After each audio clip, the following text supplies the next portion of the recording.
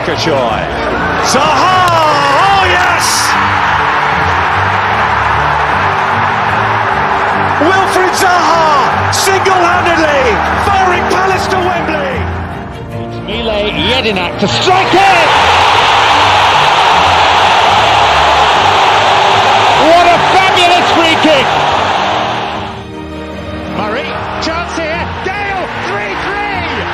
And Dwight Gale, they just have blown Liverpool right out of the title picture. Will take the penalty and scores! Crystal Palace won! Watford nil! And with Benteke in there, you never know. Oh, goodness me! Oh, goodness me! What a steal, but what a goal! They've still got it. And still, are you? Oh, what a goal for Crystal Palace!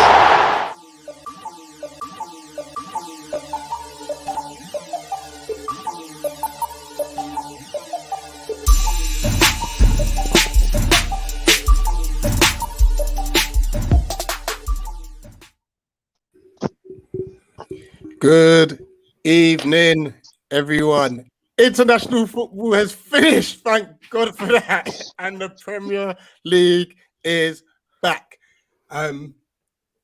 This is a revamped version of Eagle Eyed View. I've got my co-host to my that way. Nate, how you doing?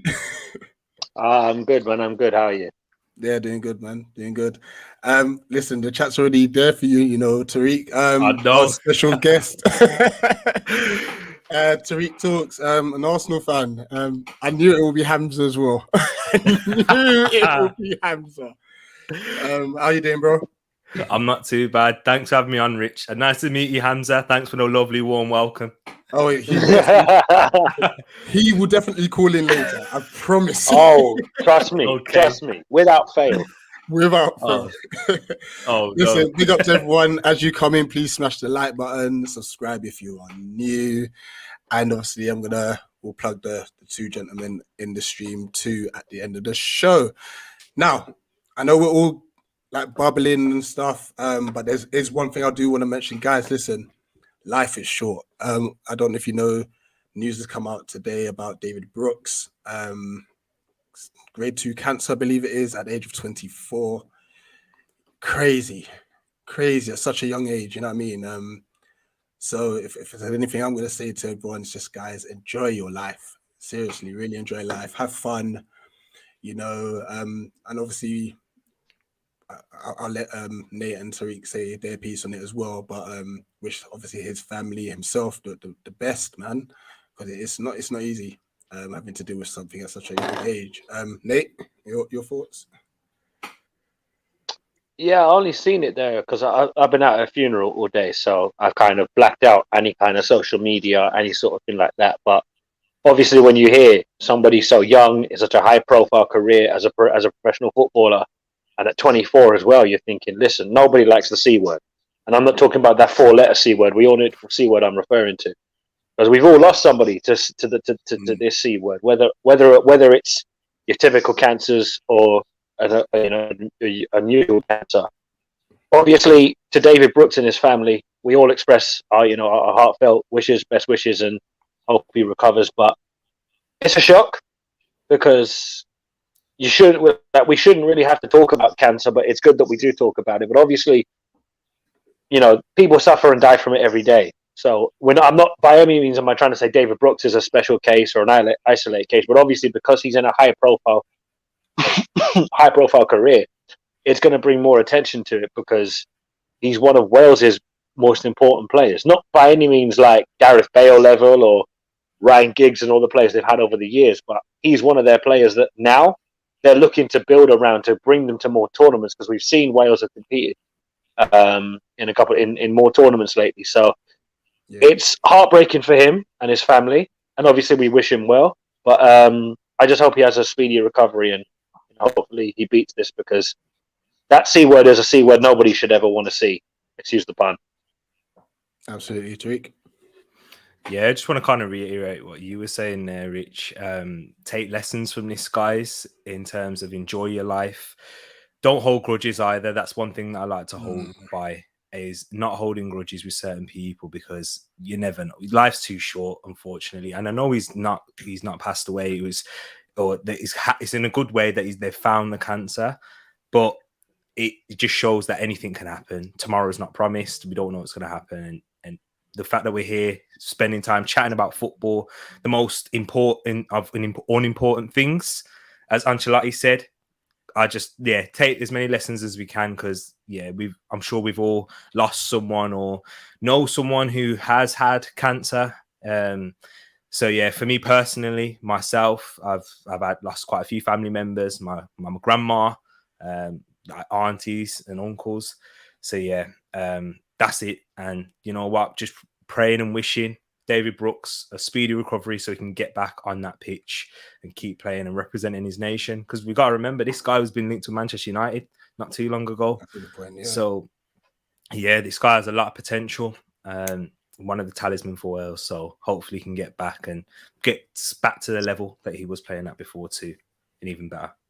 Absolutely. Just help with some of the comments. Lola, you see this popcorn, it's getting around, you know, Tariq. I know, man. You started it on my channel, so now see it here. It's getting around. Luke Cooper, Palace fan, says, I'm buzzing. We all are. LT Nation, big up to you. Yo, Eze is back. Ooh, he's back in training. He's back training. Okay. Yeah, back training now, yeah. Back training. Saha, Eze, Elise, Eduardo, front four is saucy. Obviously, Hamza, as you said, welcome, Mr. Arsenal fan. I'm ready. I think I need to put a jumper on. J718, big up you, man. Big up to you as well. Get ready to be buried alongside your friend Orts. I've got another Arsenal mate. He just loves cooking as well, to be fair. Oh, wow. Big up CJ. It says predictions 3-1 Palace. We'll definitely get through our predictions. No, the Palace contingent are out there, and I love that. Jasper, and if you don't know, I did a interview with Jasper last week, Thursday. He's from Sweden. So yeah, trying to find the worldwide Palace fans. Obviously, Nate was obviously born and raised down here, but now lives in Dublin. Decent. So we're getting worldwide, you know. With you, Nathan. Okay, obviously you mentioned the funeral. Yeah. So Hamza showed his love. 24 is so young, it really is. We can go at Arsenal. We're going to get into that 100%. Looking after your health is definitely important, and well said, Tariq. So let's get into it. Monday night. Obviously, the only annoying bit is that, like, we've got to go work the next day. But yeah. We'll kick this off. Nate, what's your viewpoints on Monday's game? How are you feeling? Boy, well, Monday's my birthday, so I'm kind of hoping that, like last season, Palace don't piss on my parade, because we played Brighton last year on my birthday. And bro, when I tell you, I don't drink when I'm watching Palace, but bruv, I was tempted to do that during that game last year on that Sunday, because I was just thinking, if the drink don't kill me, Palace will. This is mad.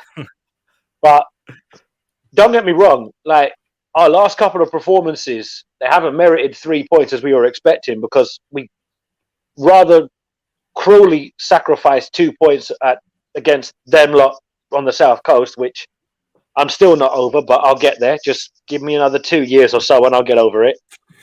And then the Leicester game, you're looking at going 2-0 down. You're like, how is this 2-0 to them? Honestly, what? Did I run a zoo and then come back and all of a sudden we're 2-0 down? What happened? I went to make a cup of tea and all of a sudden we're 2-0 down. Note to self, never make a cup of tea watching Palace ever again. Because it was just, But the thing is, as much as we can look at those 4 points dropped and say, we should have won that game, I was thinking, yeah, we would have lost those games last season. We would never have shown the fight back from last season. And if anything, like playing Arsenal at Selhurst Park last season where they beat us 3-1, they deserve to win, but only because we didn't punish them when they made criminal mistakes. Where you're thinking any other manager but Roy Hodgson would have thrown the kitchen sink at them. Mikel Arteta must have been blessing all the saints of Spain that Roy Hodgson decided to sacrifice attacking football. Because I thought, okay, Roy, I know it's the last game at Cellar, so you're not really bothered about winning or whatever. Cool. But for the sake of your legacy, at least go for it. Arsenal have no real reason to play for European football because at that point you're thinking, if Arsenal win, they get Europa Conference League. You're in Europe, but you're playing the minnows that barely get into the Europa League. So let Tottenham handle that.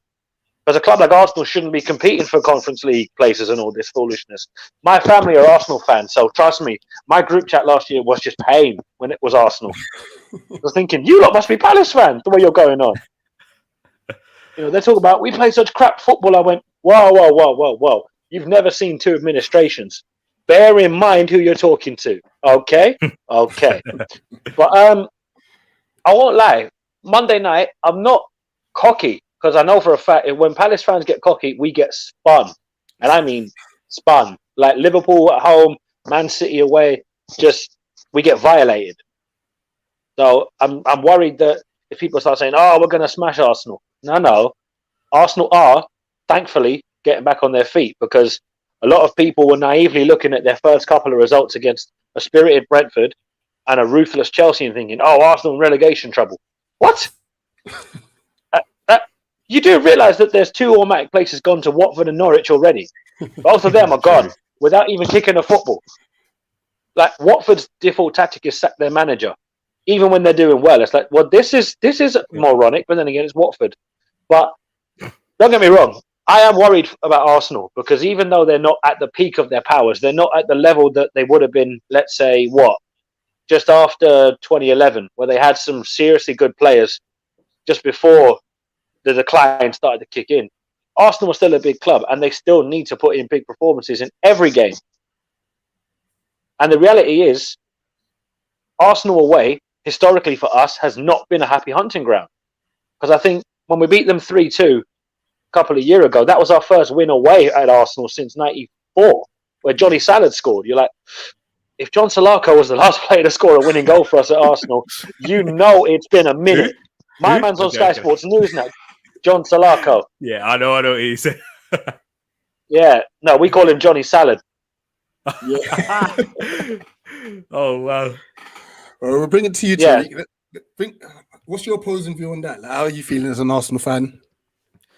As an Arsenal fan coming into this game, I feel a lot more confident as I would as I did at the start of the season.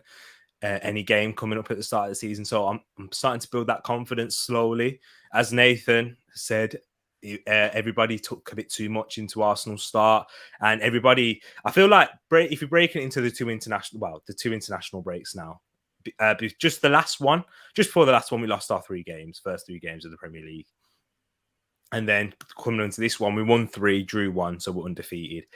And with Arsenal, and the fan base goes on social media and YouTube, and on YouTube as well, you see we're either the worst team in the world, we're getting relegated, I can't believe what's going to happen, or next, top 4, you know what, top 4 may be a shout, because our Arsenal fans are so bipolar in their expectations and how they ride the wave, and they go where the wind blows them, unfortunately. Whereas me, I've come with a lot more level-headedness. I'm not anti one side. I'm not the other. I'm not absolutely Arteta out or absolutely an Arteta lover. I'm just looking at it for where we are. And over the recent years, I'd probably say that 3 years ago, I kind of reevaluated how I saw Arsenal Football Club.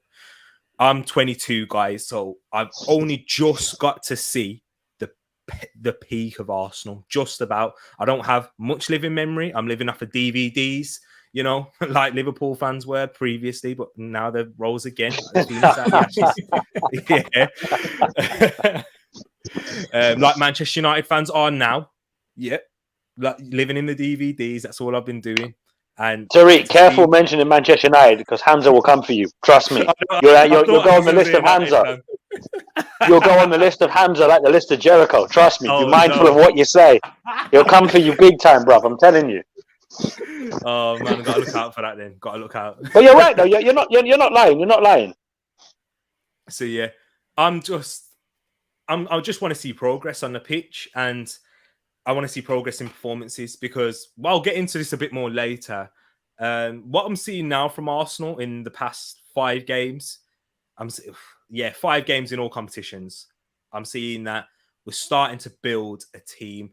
Bearing in mind, we've had a lot of transfers like yourself, like Palace. So that team cohesion, building that is going to take time, whether you like it or not, especially with an inexperienced manager who hasn't got much managerial experience. I think there's kind of some there's correlations between us because you've got a new manager in terms of the league. He's not had that many jobs. I know he's got more experience than Arteta. You've got quite a few players. You've got a high turnover of players, given that you had released, what was it, like 11, 12 players in the summer? Something like that. Yeah. Or I just know more than that. Exactly. More, Yeah, true. And you recruited young as well. So for me, we were talking backstage a bit about this, and I'm looking at it just at the fixture: Arsenal, Palace, Arsenal at home. Yeah, you could say there's a little bit of confidence. I'm not going to get too confident because I can remember recent results where the whole, Granit Xhaka incident happened under Emery last season. We drew with you as well. Was it 0-0 at home? I'm trying to remember. At the Emirates. Yeah, 0-0 at home. Yeah. No, it was 0-0. I remember, because no, you beat us at our place. Yes, that's it. Because that's when we were struggling to score goals again. But I'm starting to see the team building and I'm starting to see something, hopefully. I'm not going to say that, okay, this is the start of something special just yet, but a young team starting to work together. We will have slip-ups against a team like Palace, who are very good going forward. I'm sure Rich is going to talk about, as an Arsenal fan, what I need to be aware of.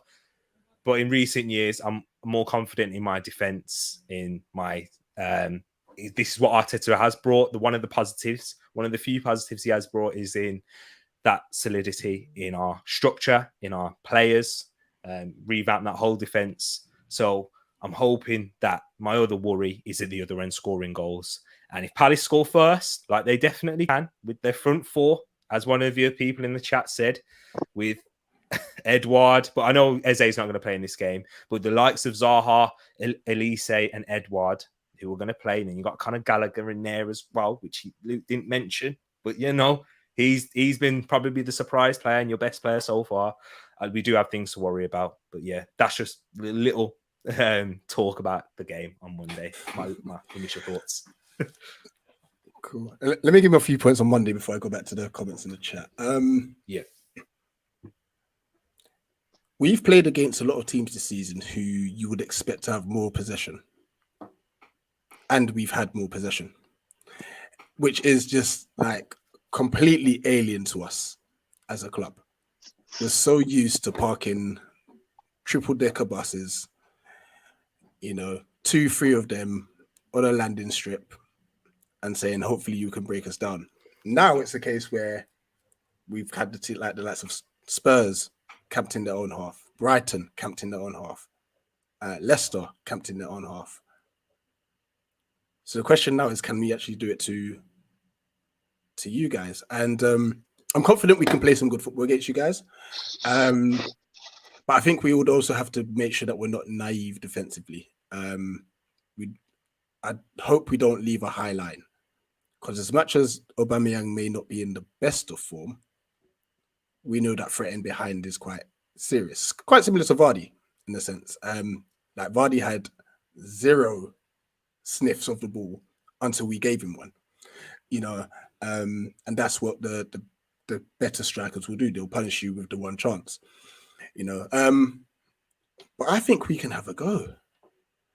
And once again, not in a cocky manner, because I know the threat that Arsenal possess, but I'm hoping we can just have a go, because you're right back, Tomiyasu,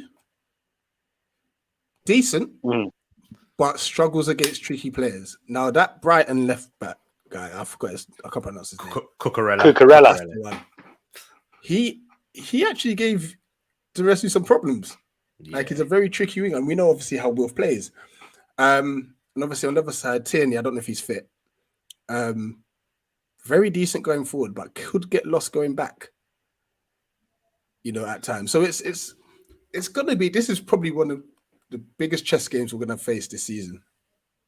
And it might actually go down to the midfield. which I know you got Samba, but I don't think he's been playing lately. It's been Xhaka and Partey. Yeah, but Xhaka picked up an injury against Spurs, so Lokonga played against Brighton. That was the one saving grace in that midfield, because if you had Xhaka playing, he's getting sent off. Conor Gallagher's going to give him problems. He's getting sent off, So now I'm a lot more optimistic than I usually am, because I know we normally come and play counter-attacking football, but this time I think we can actually put you under a bit more pressure. So yeah, we'll see. It'll be very interesting. I mean, we'll just dissect each other's teams a bit more in a second. So what did I get to? Rob Kerry. Palace gonna batter us. Careful, Rob. Careful. You see, we all came on a proper humble tip. I was like, nah. We don't want to get clipped. Trust me, because there's going to be people out there making clips of this. 100%. Vieira want to show his old club he can do the business, and I think that in itself might play a massive part. But we'll get into that. TCM, my prediction is 2 on Arsenal. CJ, Tariq, what would you say Arsenal's style of play is? It seems to change each game. We'll come into that, actually. Good question there. LT Nation says, Mikel Arteta doesn't really know what to expect due to the new system we're playing and different players we play. Please start Elise. I think everyone wants us to start Elise. Yeah, I'm not going to revisit what I said pre-Leicester. It's no secret what I feel about Jordan Ayew. I know you're a Ghanaian, Rich. I know you got to support your countrymen, but if he starts, trust me, what little hair I have left, done out here. Because he runs hard, he tries, but he does try. It's like watching Bambi on ice. It's just, you know what? There's a time where you just got to cut the cord. Just literally 100%. cut the cord. Like the Titanic, you just gotta let it go. You just gotta let it go. Whoa. That was naughty. Sorry. Big up Rich and Amanda, big up Realist United. Thing is, Wolf is still adapted to the system and having more creative freedom. Actually, yeah, to be fair, he is. That makes him more dangerous, though, Really does. Because the chains are off him. Like, obviously, losing Ebbs to an Achilles at the end of the season, you were like, of all people, why him? Why? Why couldn't it be James McCarthy, a player nobody cares about? No, but it's true.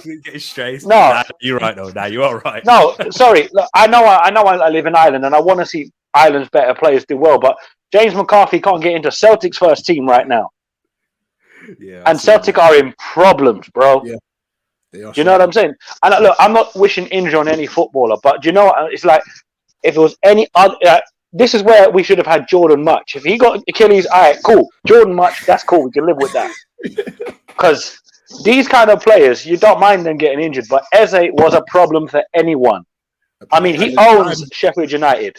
Yeah. You see, both games against Sheffield United, he was just like, you know what? I own this football club. Give me this. Give me the keys. It's mine. And he ran them apart, bro. I even had a Sheffield United fan I know was saying to me, how did you get him for 16 million? I said 2 words: Dougie Freedman. All the Freeman haters right now, Rich, they can't handle that he's doing so well. Business with him. Elise cost how much again? 8 million? 8 mil. Why? Joel, it's mad. It is mad. Farhan says hi. Hello. Really, United. I just want Arsenal to lose. Don't care what the score is. Oh man, I think he joined right at a perfect time when I was talking about Man United watching their DVDs to look at the trophy win. Well, let's go back to this one. Actually, sorry, let's discuss. What would you say Arsenal's style of players? You know what? I think we haven't identified that yet, and that's one of Arteta's big criticisms from myself and from a lot of fans. But what we have seen from Arteta do you know what? I think I'm going to kind of link this to the question as well. With how Palace are going to come in this game, I actually prefer that, and I think Arteta will, because you will come and try and attack us. I think, as we saw against Brighton, we can soak some pressure from certain teams. Like, yes, we're adept to doing that, especially when we've got the likes of Thomas Partey in midfield. The back five seems quite settled now. We'll see Ramsdale in goal, Tomiyasu, Ben White, Gabriel, Tierney, and hopefully they're fit and they stay fit throughout the course of the season. So they will start to build that cohesion and understanding of where each other are going to be, what spaces to cover. And with how Palace are at the moment and with how Vieira's got you playing football and proper football, there, as you and Nate had said, that you've seen the likes of Sam Allardyce and Roy Hodgson come to the Emirates and just try and sit back and then we've got to break you down. I think that I'd be more worried about that. So with Arsenal, with Arteta, I think it's just building, at the moment, a strong base in that team through the core, building a strong core where we can build off of that, where we can let the likes of Saka, Emile Smith-Rowe, Erdegaard create chances for Aubameyang, who will top, and I believe he will start this game. So in terms of that LT Nation, I mean, CJ, I'm not too sure what it is myself, and I don't even think really the Arsenal players, because it changes from game to game, whoever we're playing. Sometimes we do that umbrella football where we barely go through the middle. You'll see like on the heat map barely, but then there's that big U shape that you'll see when we try and get the ball out wide and better miss the middle.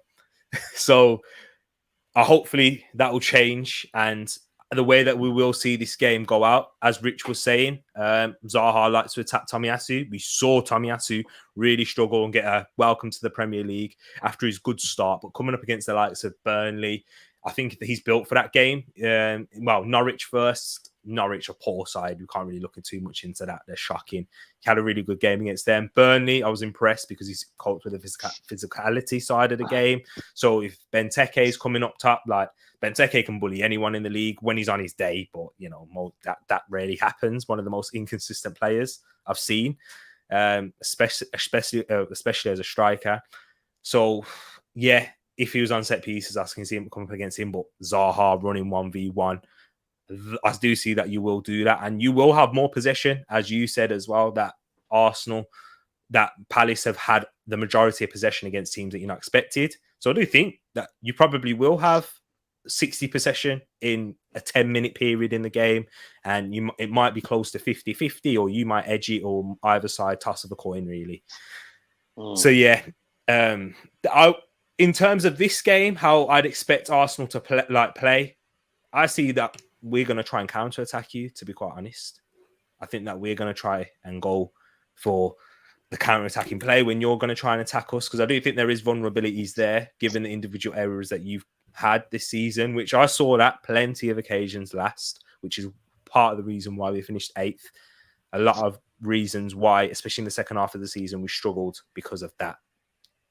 So, yeah. So, can you guys hear me? Yeah, I can hear you. Yeah, you're good. There was For some reason I can't hear any of you now. All right, I'm going to remove myself and come back in. Nate, keep it running, bro. Yeah, no worries. So obviously, Tariq, we look at the games between us the last couple of years, and look, Arsenal most likely would look at this and go, Palace at home should be in the routine 3 points. Wouldn't really be shocked if Arsenal fans had that mentality, but for some reason I find myself more and more confident playing Arsenal lately. And I know Arsenal have really declined from top 4 and all that sort of thing, but I've always said Arsenal and Newcastle are very similar in that both have owners that don't invest. So the more you don't invest, the more you're likely to decline. Where previously, look, obviously it's no secret, Manchester City pretty much just took what they wanted from you when they were building to what they've built to now. The Sanyos, Clichy's, Nasri's, Adebayor's, I could go on and on. But you know what I'm saying? That quality of player you once had, you've seen them leave, and there haven't been enough replacements that you can say, okay, this striker isn't Adebayor, but he can be better than Adebayor, and he delivers on that promise. Like, you've had Yaya Sanogo, who I could have sworn was a postman, because, you had him as well, didn't you? Yeah, he came to us on loan, and do you know what? Do you know what it is? I'd rather bring back Clive Armstrong, and that is me saying a lot. This is the thing with Arsenal, yeah? You take our best players and give us your bricks. This is what peeves me off about Arsenal. You take you take Kenny Sanson, you give us some brother I've never heard of. You take Ian Wright, we get this Chris Armstrong guy. It's like, who, what? Oh. And then last season, before Tyrick Mitchell signed his new deal, I seen an Arsenal Twitter account say, "Oh, we should offer Palace 5 million. 5 million for what? His left toe? Are you mad?" I said, "Wait a minute." I said, whoa. I said, "Wait a minute. You're asking that you want Tyrick Mitchell for 5 million. That won't even get him out of Selhurst Park, mate. Let alone go across the river. He won't even get on the Thames Link to go North London before you touch getting across to the Emirates." But I get that because Arsenal have declined, not necessarily to the point of, they're relegation certainties, they're in the bottom six, the rest of it. Obviously, the news lately was Newcastle's takeover, and Arsenal themselves have been linked with Daniel Ek, the founder of Spotify.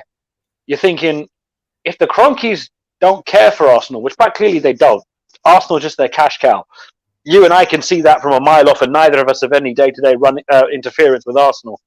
You're thinking, name your price. If Daniel Ek's prepared to pay it, negotiate a deal, and give proper Arsenal fans like Daniel Ek and give people that are around him that know about Arsenal the opportunity to rebuild Arsenal. Now, look, can he rebuild them to the point where they bring players of the caliber of Perez, Henry, Lehmann, Lundberg, Campbell, you name it?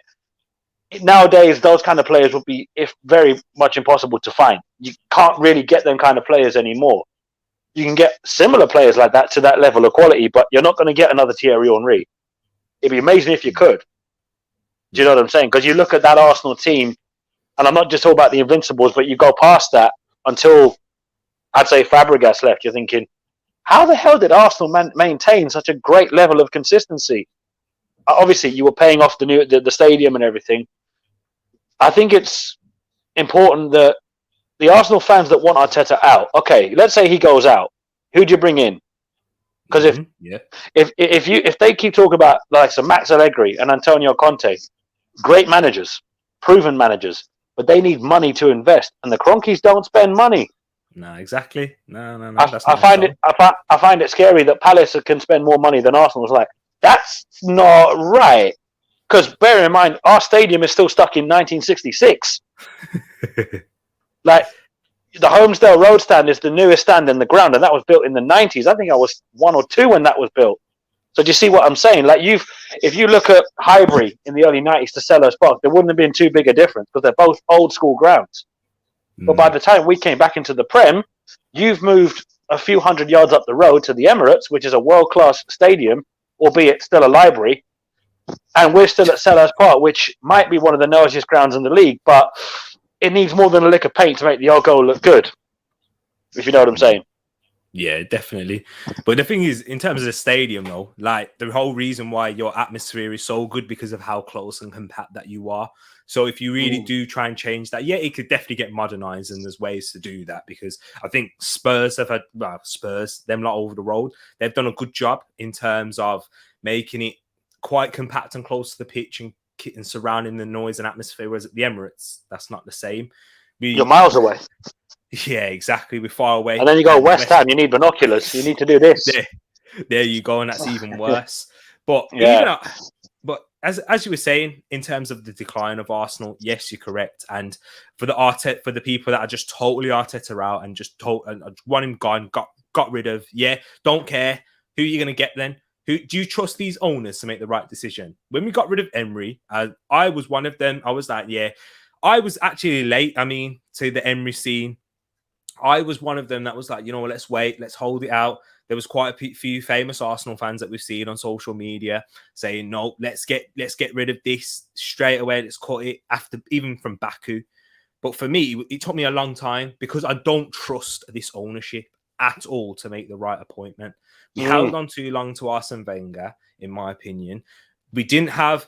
Bearing in mind, I thought, okay, the only reason, because I like to always try and give the benefit of the doubt always, but I can't do that anymore with this ownership. But at the time, I was like, okay, it makes sense if the ownership are trying to keep Arsene Wenger because they've got a long-term plan that they've actually got. They're trying to build something long-term. Arsene Wenger, you can plaster over the cracks for a little bit, and then, boom, we've got this, which will kick us on and forward. That didn't happen. They wanted to keep him on for years, and he got pushed. He got pushed out the door in a slightly inconspicuous way, just in the lower part. Like, let's not make it exposed. Let's kind of like just give him that little nudge before he's like pushed. Yeah, thanks, Arsene. You've done good, but next, please. Yeah, I know what you're saying. I know what you're saying, Tariq. But the thing is, obviously, look, as I said before, if Arsenal get in Conte or Allegri or any of these elite managers that the fans keep clamoring for, right? No, hear me out, right? Yeah. Okay, you bring them in, cool. Who did they sign? And for what money? Because the thing is, Newcastle now don't have to worry about spending money ever again. As a matter of fact, they should be thanking Mike Ashley for not spending money, because they can spend 200 million because he's refused to spend so much money. FFP can't touch them, because if they spend up to 200 million, UEFA and FIFA can't go, well, you're spending more than you're earning. Here's our balance sheet. We haven't spent remotely anywhere near half the clubs in and around the league of us. And obviously people are going, but Newcastle's takeover is killing the soul of football. Mate, Sky Sports did that before 1992. Let's not kid ourselves here and give Newcastle just the big bad wolf. Chelsea's takeover. If it was any other club, nobody will bat an eyelid. But because Chelsea are a posh West London club, Abramovich has killed the soul of football. Nah, mate. He just saved a football club that was on its knees. Manchester City, the exact same. Newcastle. I don't begrudge Newcastle the takeover. If it was Brighton or Millwall, I'd be killing myself right now. I can't fathom them having so much money. But Newcastle, if you've been to that city, you can think, do you know what? If there's ever a city and a community that deserves a high-profile takeover, it's that football club. Because their fans travel the length and breadth of the country on a Monday night to come to Arsenal, Palace, Tottenham, Chelsea. You wouldn't catch me going to Newcastle on a Monday night. Are you crazy? Have you travelled from London to Newcastle on the train? No way in hell. It's bad enough going there for a hardcore kickoff on a Saturday, let alone on a Monday night. But these Newcastle fans do it regardless. And people want to say, but if Newcastle get this money, then they're just going to be another Man City. That's a good thing. It opens it up for Newcastle, because they're a city and a community that the rest of the league can get behind. I don't care if Newcastle win trophies. I just don't want to see the big boys keep winning trophies that they don't care about. It pisses me off when Man City fans, Man United fans, to a degree Arsenal fans, Chelsea fans, they take FA Cups and League Cups for granted. Yes, they're not the big prizes. Fair enough. But you're winning trophies. What the hell are you saying? We're not winning the big trophies. Not everyone can win the big trophies every year. PSG have spent 200 million on Neymar, still can't win the UCL. Or League on, some years. Do you know what I mean? Do you know? Yeah. Do you see what I'm saying? You can have all the money in the world, but you're not guaranteed to win. Like people said, Palace won the transfer window. Where's our trophy? Yeah, I hate that. Yeah, like I don't even want the Zenith Data Systems Cup, and we have to claim that as a major trophy. You see what I'm saying? So I get it. People will look at Arsenal and say, but why are the Arsenal fans moaning? No investment for such a big club is an embarrassment. If it was Burnley, who have American ownership, you'd understand that. Burnley are not a small club. They have got league titles before football was invented in 1992. But bear in mind, that was when football was invented, apparently. But people act like as if Arsenal fans don't have a right to want to see more from their club. It's thinking, no. Arsenal are the most domestically successful club in the city of London. No other team's won more titles than Arsenal. Chelsea may have won more European trophies, but how many league titles have Chelsea got? 6? Arsenal have 13. Can you hear me now? Yes, I can hear you. You was all fine before, but yeah. Honestly, I've had to set up a completely new laptop. You can see the lighting's a bit off as well. So I'm kind of controlling the chat with one side because I couldn't hear a word. You lot just went quiet. It was mad. I can see your lips moving. It just went mad quiet on the other device. So Rich, I think you might need to plug in your mic a little bit. If it sounds like there's a little bit of a buzz. So can you hear that, Nathan, as well? Yeah, I just heard it there. Yeah. I did have it all plugged in. Is this any better? It's all right. Yeah, it's fine. Yeah, it's fine. I'll figure it out. Apologies, guys. Technical difficulties. We'll talk. You know what? It's because we're bad mouthing Virgin. And you bad mouth Virgin Media. Actually, let me put that correct. Virgin Media, absolutely. So just obviously just overhearing you talk about Newcastle, I believe it was. I think for the City, it's a big deal. They were a team that were kind of like, when you think about Premier League, they were kind of like in and amongst the top boys there and then. And I think the biggest thing which I've always taken from this is that they're out the hands of Mike Ashley, who clearly didn't care about the club. He cared about his business ventures, and you could just see those were nosediving as time went along. The amount of sports directs that you see, the closing soon signs, you know what I mean? Like everything, it was just a mess. He clearly didn't care. So on that front, I'm really happy that they've got their club back, you know. And I don't know what's going to happen to Steve Bruce. Obviously, Sky started throwing up some mad rumours already, like, oh, he's walked out of his training ground. This is the end. No, he's just left work. You know what I mean? Don't believe anything Sky Sports come out with. You know that. Bear in mind, Carve Solico tried to get one of our boys in trouble about racial profiling. It's like, my man never tweeted nothing racist at all, because if he had, I wouldn't be following him. But obviously, because Sky Sports believe they're the be-all and end-all of football knowledge, it's like, you pull half of what you put on your yellow ticker from Twitter. What we see on Twitter, you're putting out there 2 minutes after we've seen it. So it's like, I don't know if Sky Sports have the right to question people, but look, I've seen a Newcastle fan tweet saying earlier, "Oh, we'll give Palace Steve Bruce. We're not going back there again. Been there, done that. Tomato nose is not welcome at Selhurst Park. Never has been, never will be. Get out." You know what? Give him to Millwall, Charlton, whoever. Just not. He's not this side of the river. No way. No sir. No way. Nah, I don't blame you, man. Yeah, you don't want none of that near you at all in Steve Bruce. But yeah, you know, with Newcastle though, you've just got to think of it as like, as you said, they're fans that have travelled home and away, and they've never seen. Well, most fans have never seen them win a trophy. Yeah, when was the last time Newcastle won a trophy of any sort? You know, as Nathan was saying. That's a good question. Know? Do you know? I don't know. I think it was the Fairs Cup in '65. I think 65. So yeah. You know what I'm saying? Like that's generations of Newcastle fans that have gone and supported the team and never seen them win a trophy. And the highs that they have seen, any Newcastle fans that are of my age, they wouldn't even seen this. Newcastle were at their prime in the 90s when they had the likes of Robert Ginola, scoring those fantastic Asprilla. You know what I'm saying? Yeah, Kevin Keegan at the helm. I would love it if we beat them. Love it. I love it. Some of that, you know, from Kevin. The great entertainers. The great entertainers. Exactly, they were, and that's where they picked up a lot of plaudits and why people. And that beautiful brown ale jersey they used to have as well. That was a bad boy jersey.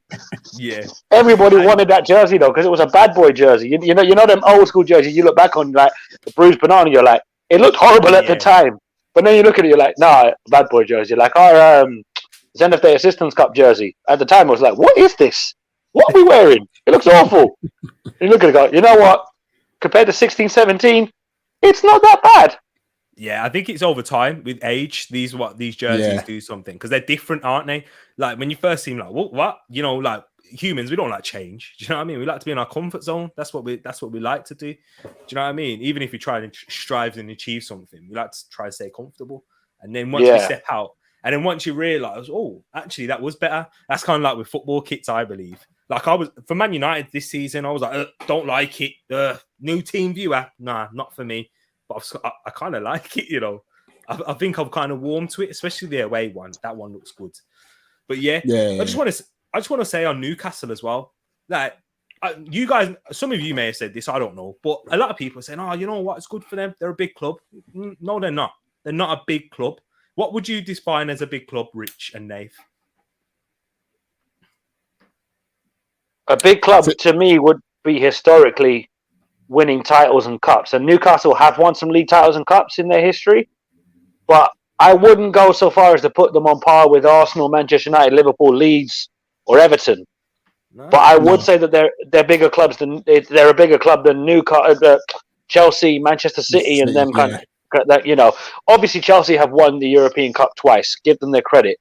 But And look, money is money. Money's been in football since long before the billionaires came in. So I'm not going to dismiss Chelsea and go, oh, without the money. Chelsea won cups before the money.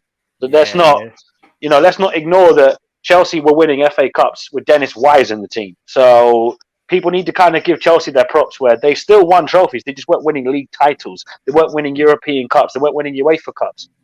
Newcastle are a big club in the sense that they're one of the old traditional bigger clubs in the English pyramid.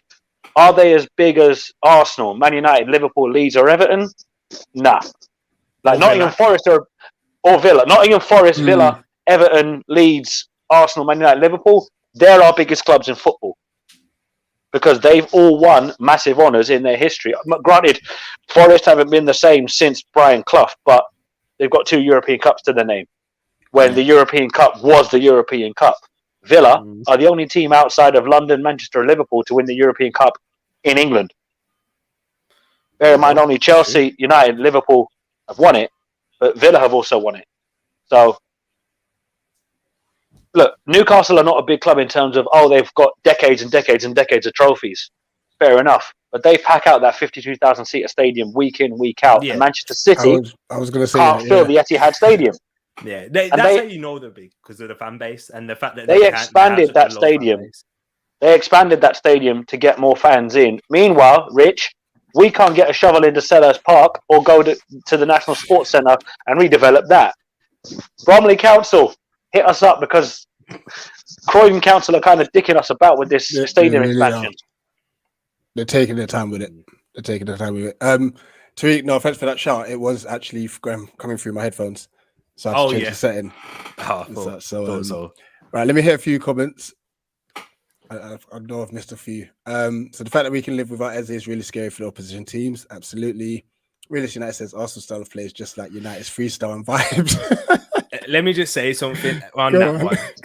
I wouldn't say it's anywhere near as freestyle as United's is, because it's nowhere near as like freestyle and vibes. With Arsenal, I think it's the complete opposite. And I think it's too structured and probably too rigid at times. And that's how we've seen, you've heard many Arsenal fans go, why do we all just always go down the left? Why is it always Tierney? We're always pinging out to Tierney. Where's our right back? Partly because we've never had one. Yeah. And we've always had to play Pepe out on the right, but he's very predictable if you're playing him out on the right. Saka, he's much better because he can actually use his right foot. And provides more balance. But yeah, I don't agree with that one. Realist United, yes, we're bad and we're kind of in the same boat, declining clubs. But in terms of the management styles, nah. Yeah, Michael the Scrub, Tarling feels like Arsenal are missing what used to make everyone perceive them as dangerous, i.e., Sanchez and Ozil. LT Nation start 11 will be Gaeta, Mitchell, Anderson, Gahey, Ward, Maka, Luca, Gallagher, Wilf, Edward, Elise. I don't think I would go any different to that. Nate? Luca, I would agree. He had a blinder of a game against our friends on the South Coast. After Maka put Vardy in a spliff, I was like, Maka, you're the guy. You're that guy. You've won me over, Maka. I love Maka to bits because it just amazes me. This guy at one point was our club record signing. I keep forgetting that. Wow. And that's the that's the thing, Tariq. Like Dwight Gale was at one point our club record signing. Then it was MacArthur, then Cabaye, and then Benteke. And it's still Benteke to this day. You're like, wow, that's actually frightening. But the way Maka put Vardy in hospital, it was like, bruh, did he kill him? I think Maka's going jail, because I lie. He was on the ground for a while. I thought, did he shoot him? A minute. I know. You know what I'm saying? I thought it was serious, I thought it was like the way that they had didn't they bring oxygen tank and all of that on the pitch for him? Yeah. I was like, yo. But that's the side. That's the side we haven't seen for a while. But you see, the lineup that LT Nations put down there, it's hard to disagree with it. But the Palace fan in me wants to disagree with it because the way that the fan base is united now, I'm just waiting for it to fracture. Because the issue we have now is that our midfield is so strong, it doesn't pick itself. We literally have to have a headache on how to pick our midfield. The only thing we can say it does pick itself is our back four. because as much as I love Natty Klein, I don't think Wardy gets dropped, which I never thought I'd say, because Joel Ward was one of those players that he's been here so long, he's part of the furniture, but he's played himself back into the team, because a lot of people were saying, why don't we sell Joel Ward? Okay, let's sell the last piece of that promotion-winning team. And let's really see how much people don't realise what Joel Ward does for us. Don't get me wrong, he's as slow as a 468 bus. So he's not going to win a foot race with Pepe or any of that. So if it's Martinelli against Ward, I'm saying prayers for Joel Ward. Don't worry, Arteta doesn't play Martinelli anywhere near enough. This is why Arteta is in problems, because Martinelli has me worried, because I've seen that kid play and I'm like, how doesn't he play it for Arsenal? This is ridiculous. I'm not even an Arsenal fan and I can see this. Yeah. But look, Rich, I'm not even going to lie. If he starts Ayew, I hope to God Ayew scores for his own sake. The fan base will riot. No, it's not that. It's just, you know what? He doesn't deserve half the hate he's getting. Like the Leicester game. No, I he agree. actually had a decent game, and I'm thinking he didn't make a screw up. He didn't remotely give the ball away stupidly, and the one time he did go for glory, it was like, that wasn't the shot, my guy. Fair play. You tried to make it happen, but you don't need that hero shot. Least of all in a game where we're 2-0 down at the time. But obviously, no, it's Ayew. It's Ayew's fault. It's like, bruh, did you not see that Wilf gave the ball away? That led to that happening. Yeah. He's been playing right though, hasn't he? Yeah, but see, the thing is, because we let Townsend go, and Elise is more of a centre attacking mid, people were like, but who do we play at right wing? Oh, well, let's play Rak-Saki. No. As much as I love seeing Jez play for us, I'm terrified of our young kids getting brought in too early. Because as good as Rak-Saki has been, and the kid is ridiculous, our whole ethos with the academy now is to slowly blood players through. Tyrick Mitchell, a prime example. When he first came onto the scene, I hadn't seen a minute of him play because I wasn't watching it. But then you're like, wait a minute, this kid can defend and he's a left back. Why the hell is Van Aanholt getting games then? Because Patrick Van Aanholt had me stressed. Van Aanholt as a winger would work because he loves to run forward. He don't stop running forward. But defensively, it was like, does he realise that his job title is defender? Clue is in the name, PVA. Let's not go back there, please. I've got a few questions for you guys anyway, because you know, as Nathan was saying then about the midfield, you have a lot to choose from. I want two players in particular. New signing. Let's start off with him, Will Hughes. When is he going to get a game? He's obviously he brings different qualities to the likes of Maka and Luka. I think he'd partner up with either of them well, give you more balance, give his left-footed, technically very sound and good on the ball.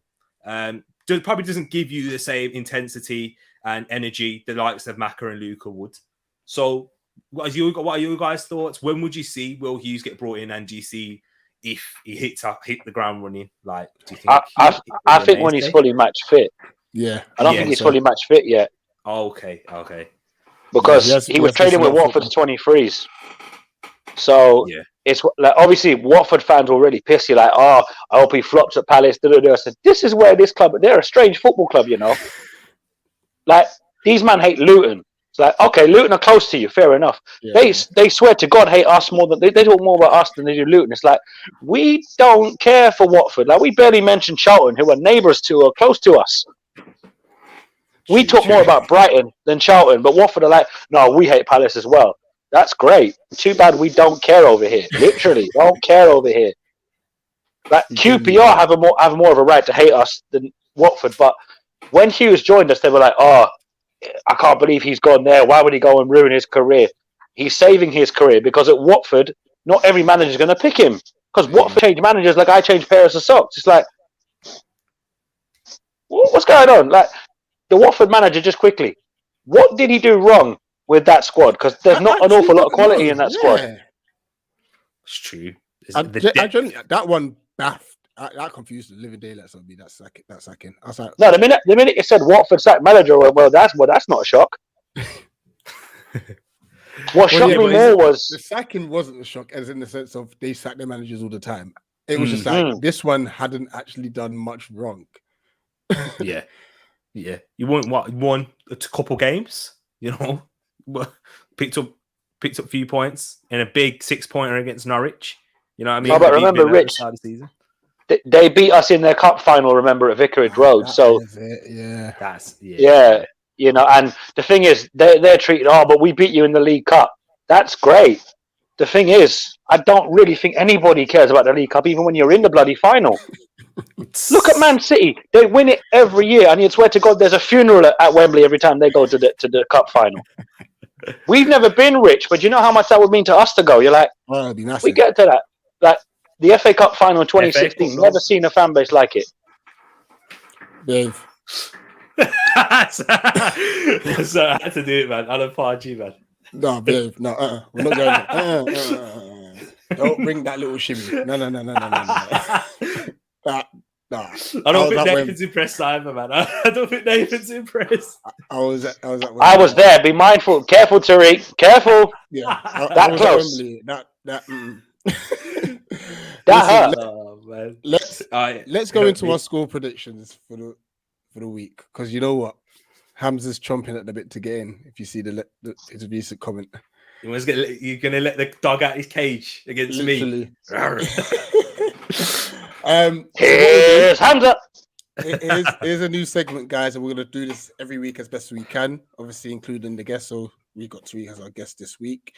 So I'm gonna list the games in order that they were going to be played this weekend.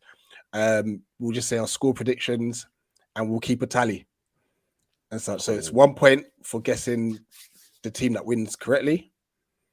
We'll guess if it's a draw, win, or loss correctly. Sorry, and you get 2 points if you guess the score correctly. And then we'll do it as like a little competition between me and Nate, and against the guests as well and stuff. So Nate, Tariq is representing the guests first time. You know, no pressure. Set a standard, no pressure, and then we'll come back with the scores in our next show next week. So, there we go. Watford, Liverpool versus Liverpool. Nate, what's your score? Okay, if you wanted me to be realistic, 3-0 Liverpool. If you want me to be hopeful, 16-0 Liverpool. I want them to smack Watford stupid, purely because it's Watford. And as much as I like Ranieri, I don't like Watford. Yeah, I don't mind Ranieri succeeding at Watford, just in the Championship, mate. Do well in the Championship, fine with that. No, tell a lie. Watford have it in them to shock Liverpool. We saw that the last time they played them at Vicarage Road, because that was the same day that we beat Brighton 1-0 on the leap year.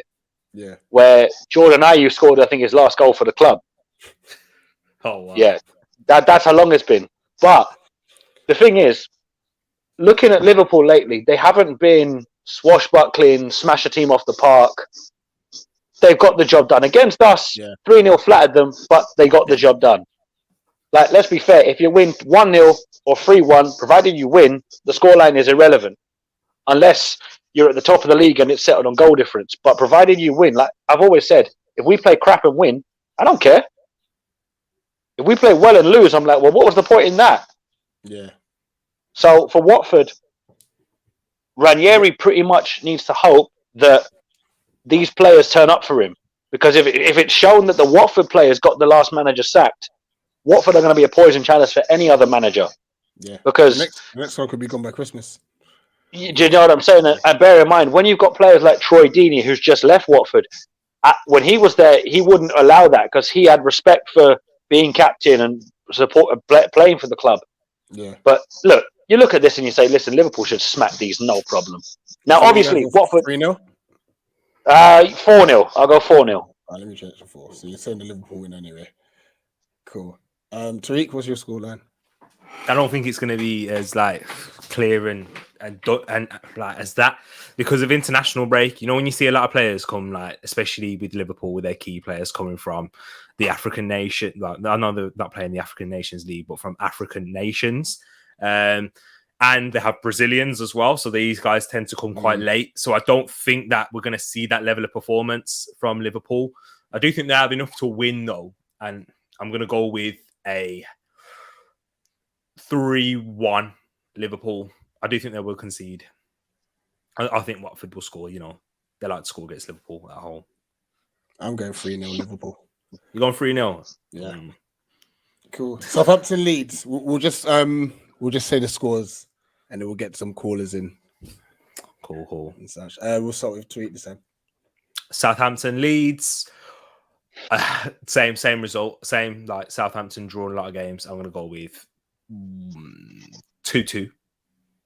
Nick? Leeds 2-0. I think it's a Leeds win as well. I just don't know how much by. I'm going to go 2-1 Leeds. Norwich Brighton. I'll start with this one. It's not even like I care, but I'm going to go. I'm going to go 2-0 Brighton. As much as I don't want it to be, but Norwich are horrible. Yeah, disgusting. Nate? God forgive me for saying this because this is the last and only time you'll ever hear me say anything good about them. But Wash him out. Norwich, please, for the love of God, prove me wrong. 2-1 Brighton. Tweet? Yeah, 3-0 Brighton. Sorry.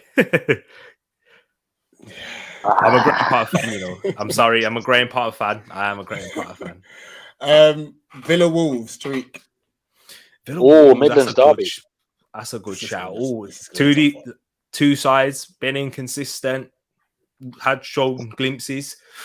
Wow, do you know what? I'm going to go for a Wolves away win, you know. I'm going to go for 2-1. 2-1 Wolves. Nate? I'm not overly familiar with how they fare when they play each other, but with it being at Villa Park and the whole end rocking for a West Midlands derby, I know it's not the West Midlands derby, but it's one of those games they don't need motivation to get up for. I could see Wolves shocking them because strange things happen in derbies. We've seen that already this season. You can't look past Villa at home, though. I want Wolves to prove me wrong. I've always wanted to be proven wrong when I make predictions, so I'm going to go Villa 2-0. Cool. I'm going to say Villa 2-1. Okay. Yeah. Just because it's at Villa Park. It's the only thing that's tipping it in their favour. Yeah.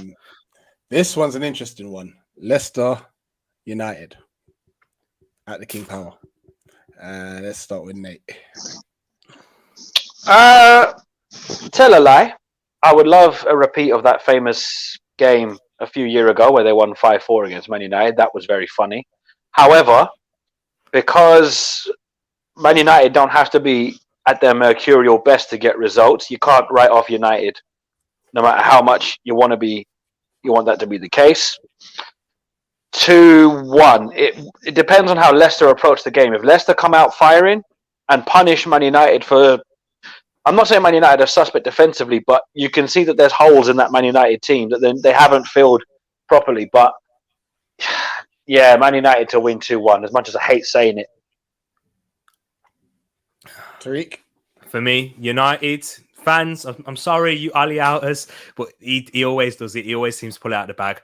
And with Leicester, horrific form this season from Leicester. Brendan Rodgers rearing his true head. I'm not his biggest fan. And that Leicester defence is poor. With Manchester United, I do think you will beat them. And I think it'll be 3-1 Man United. I'm sorry. I know United fans, you don't necessarily want this because you're going to see some more Ali at the wheel. But yeah, 3-1 Man United. We want Ali at the wheel. This is interesting. I sailed away.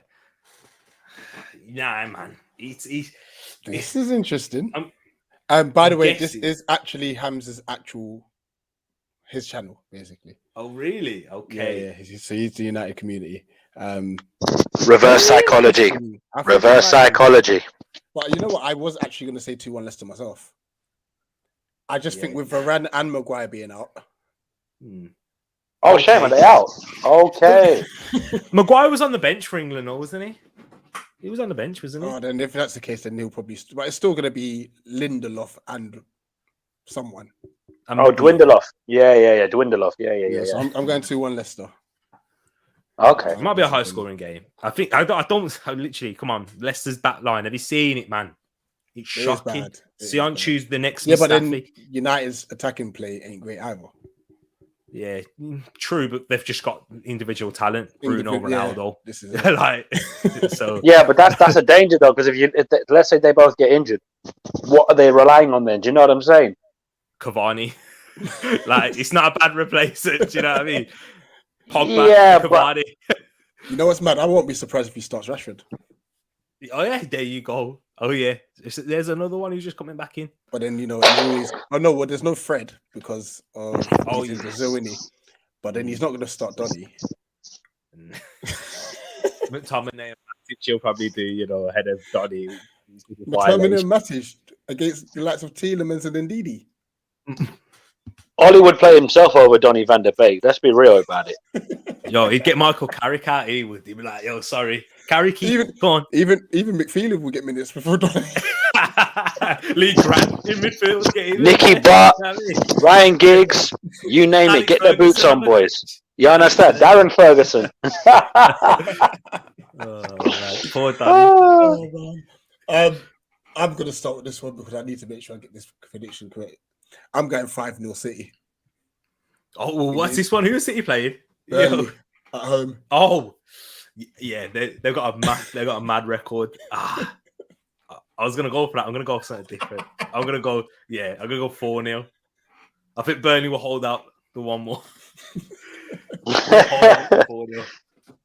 Well, if Dice the Dalek can somehow keep Man City at bay, he might keep the score respectable. But like you, Rich, I can see them getting handled and fondled. So I'm going to go 5-0 as well. This one is tough to call. Brentford, Chelsea. West London derby. Yeah. Oh. Go on, Tariq. I wanted to hear yours on that first one. For this one, do you know what? Very good. This is going to be a test for Chelsea at the back, with Tony and Mbeumo. And then they're coming up against a three at the back themselves. It's the formation, the battle of the three at the back. I think. And Chelsea haven't really created many chances. I don't know, man. I'm going to go for brave Chelsea to nick it by 2-1. 2-1. Nick? Brentford being at home is a massive boost for them because, granted, this is not their biggest West London derby. Brentford fans would always get out more for Fulham and QPR because, let's be fair, those three clubs are in and around each other in terms of their level. But because it's the showpiece West London derby, Brentford are newly promoted, Chelsea, who are the top dogs of West London, you can't look past a Chelsea win. I'm not going to come on here and talk a foolishness about Brentford are going to smack Chelsea, but seeing as Brentford held Liverpool, they have it in them to upset the apple cart. Bear in mind, when we played them at Selhurst Park, it wasn't that far gone a game between either side could have won it and lost it. Yeah. So a lot of people are sleeping on, but it's only small little Brentford. Less of the small. They've built to get to the Premier League, and you can see that in the way they've recruited. They've lost Ollie Watkins, they've lost Maupai, they've lost Ben who else Rama. have they lost? Ben Rama. Konza. Yeah, do you see what I'm saying? Mm-hmm. And people are sleeping on the fact that, Brentford aren't prepared for the Premier League. They've literally built to get here. As opposed to other clubs in their position like QPR, who've come up, done nothing, and have stunk the place out like a wet fish. Look, I can't look past Chelsea. So I'm going to go 3-1. I've actually got this as a 2-2 draw. I could see that happening. Mm-hmm. I don't. As I said, I think there's going to be. I think there'll be goals. There'll definitely be goals. Yeah, you reckon? Yeah. Ooh. I know Ivan Toney's a bad boy. They are decent, but I don't think they've really been put under pressure. And these Brentford front two, Tony and Mbolo, they don't stop. Nah, and then they've got that ace in the box. Who's their substitute that keeps coming on banging last minute? Oh, Wisa. Yeah, Johan Wisa, man. Oh. He's like an Ole Gunnar Solskjaer. Just comes on school's line. For real. Literally. For real. Right, we've got 3 more games, then we'll open up the phone lines. Everton, West Ham. This is a tough one, actually. Let's go Nate first. Is that at Goodison or the London Stadium? Goodison. boy, historically, West Ham don't travel well to Everton. So I could see West Ham getting a result because Everton, as good as Rafa's got them playing, West Ham have still shown that they're close to what they were doing last season. But I can kind of see them cancelling each other out here. I'm going to go for a 1-1. For me, you know what? Do you guys know any information on Calvert-Lewin? Is he back yet? Richarlison? Will he be back for this game? I don't think Richarlison will be. If he did he go out with Brazil? I think he was with. Did he go out with Brazil? Because I think he was injured. He was injured just before the international break. Okay, so he might not be fully fit yet. Yeah. Do you know what? It's difficult because I thought because West Ham struggled against Southampton. I think David Moyes spoke about it like post international break. Yeah, we drew 0-0. We should have lost that game. Antonio got sent off. Yeah, which did you go for? A 1-1 draw? Yeah, 1-1 draw. Yeah, I'm gonna go same. You know, I can't go different. I'm gonna go a draw as well. 1-1. Andros to bang another screamer and make us regret letting him go because it's just like this is why Hodgson gets the smoke he gets. But yeah, I agree with you, Tariq. Yeah, I'm actually gonna go 2-1 Everton. Yeah. Okay. Even with the injuries that they've got, do you think? You know what? What I saw against United, and they had the same injuries. They actually played very good football. Yeah, and it was quite fluid as well. So, I mean, West Ham that's the striker, though, man. That's the striker, though, that you need to finish them chances. They had chances as well. Yeah, but that's Rafa, man. Rafa does that. People sleep on Rafa and say, at Chelsea he was washed. Like, wait a minute. Rafa went to Liverpool, won the UCL with a team that shouldn't have gotten anywhere near that trophy, with the exception of Gerrard. Spot on. Jimmy Traore has a Champions League winners medal. Bruh. Adama Traore's stepdad has a UCL winners medal. What? No. That used to play for us both as well. You've got quite. Did he used to play? No, he played for QPR. Sorry, he used to play for QPR. Man. Yeah. No, you're thinking of Cisse. Nah, Adama Traore. You know the left back. You remember the left back? Oh no, Armand. I'm on about Armand. Traore. Yeah. Sorry, my bad. Yeah. So we're taking this back, aren't we? Oh no, man. Last two, Newcastle Spurs. Well, that's another interesting one. Yeah, this is a bad time to play Newcastle with new ownership. St. James's Park is going to be absolutely hopping, right? And not only that, because Ashley's gone, the Newcastle fans have their club back, and Spurs, even though they haven't been terrible, they're not at the level they should be. This is the worst opponent you could ask for. Yes, they still have the quality to smack Newcastle because Newcastle right now are poor, but a fully rocking St. James's Park is a nightmare for anyone. Doesn't matter if it's Manchester City or if it's Yeovil Town. Believe me, I can expect Spurs to get a result, but I'm going to go Newcastle 2-0. Ooh. To be fair though, Nathan, Newcastle have beaten Spurs with Mark Ashley at the helm last season. Joe Willock. I know, but remember, under Mike Ashley, there was no hope, nothing to look forward to. Now, a fully raucous St. James's Park. Oh boy, worst time to play them. Especially now the takeover's done. You're like, could it be anybody else in the league? We'll play Palace again, lose 3-0. We don't mind that. Just not Newcastle this week. Because I wouldn't want Newcastle this week. I'm grateful we've got Arsenal. Yeah. I agree. What did you say? It was Tariq. Sorry. Oh, no, that's all right. No worries. Nathan went 2-0. I'm going for. I don't think they'll win. Steve Bruce is still there, man. Do you know what I mean?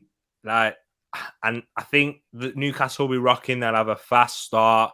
They'll blow out. The players will be running at 100.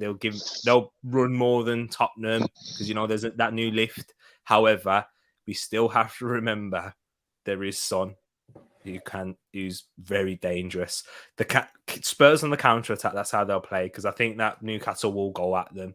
With this new bounce, and Steve Bruce will probably get a bit giddy. You know what I mean? And let's go. Let's give this a great game. And I think it'll be a draw though. I'm saying a 2-2 draw. Yeah, 2-2 draw. 2-2. And I'm all right in 22. 2-2. I mean, maximum will score, surely. So that's one for Newcastle. I'm going to go 2-1 Spurs.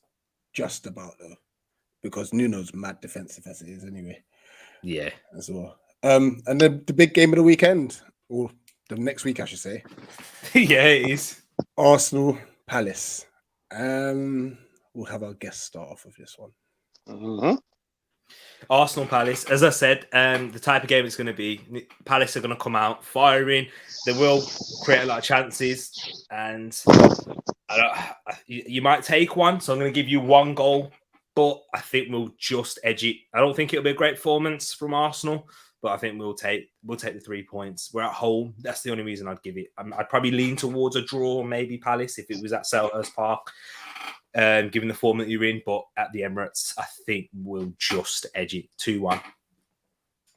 Nick?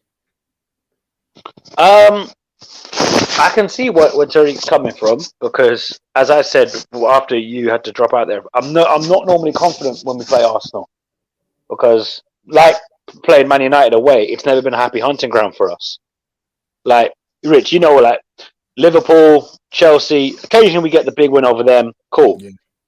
But after a couple of years ago where we beat them at the Emirates, you're just like, yeah, we beat them, but we kind of got out of jail because they had chances that way they could have buried us. Yeah. But the way we've been playing, as much as the results haven't been what we wanted, we're showing an awful lot more character and fight than we've seen in years. And the thing is, as much as I like to bash Roy Hodgson, and I've done that a number of times since Vieira's come in, you can see that the rebuild started when Hodgson was still here, and people are sleeping on that fact because Nathan Ferguson is close to coming back as well. He's not as close as Eze, but there's another player that we're still yet to see make his debut, and when he does, we can see, so this is why we signed him on a Bosman. And people are saying Ferguson and Mitchell as well.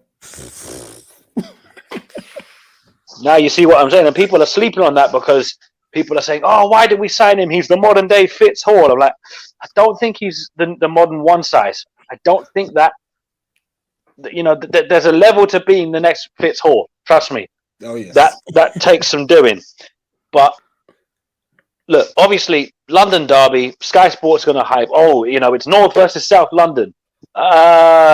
Just don't give Martin Tyler the commentary because he's going to bang on about Arsenal were from Woolwich. Yes. That was before 1913. They then moved across the river and left South London to the real South London team, which is us. But I won't lie. I am always worried playing Arsenal because they could be in the worst form possible. They could get smacked stupid by Bayern Munich in the Champions League and they turn up against Palace and smack us 4-0. And of course, Giroud scores the best goal of his bloody career against Palace. The prick. Because the one time he could have scored 4 to help Palace, no, what does he do? Puts it into the bloody stand. It's like, well, that's just well done, Giroud, well done. This is why. No, but look, I get that people, Arsenal fans have a right to be confident at the Emirates. It's usually a good place for them to play the so-called lesser teams. But if there's ever a time to go and put Arsenal under some pressure at home, where if they don't play well at the start, their fans will get on their back. Because bear in mind, the Arsenal home crowd, if Arsenal aren't really hitting the gears, they don't take long to get on their back. Do you know what? Just quickly on that one. Go ahead. This season, though, that hasn't happened, That might be because with COVID and fans coming back into the stadium, that has not happened. Even against Chelsea, we got battered.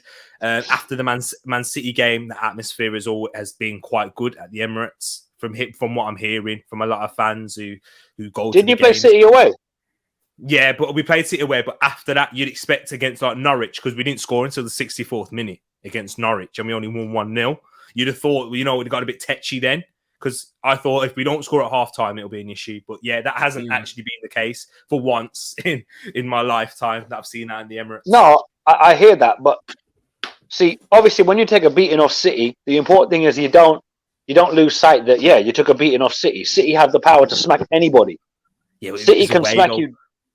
No, I hear that. But you see, this is the thing. Like when you play Norwich, you're thinking, right, okay, we took a smacking off City. We should be smacking Norwich. as I said, Tariq, if you play crap and win, nobody cares how you played. Yeah, Because you could.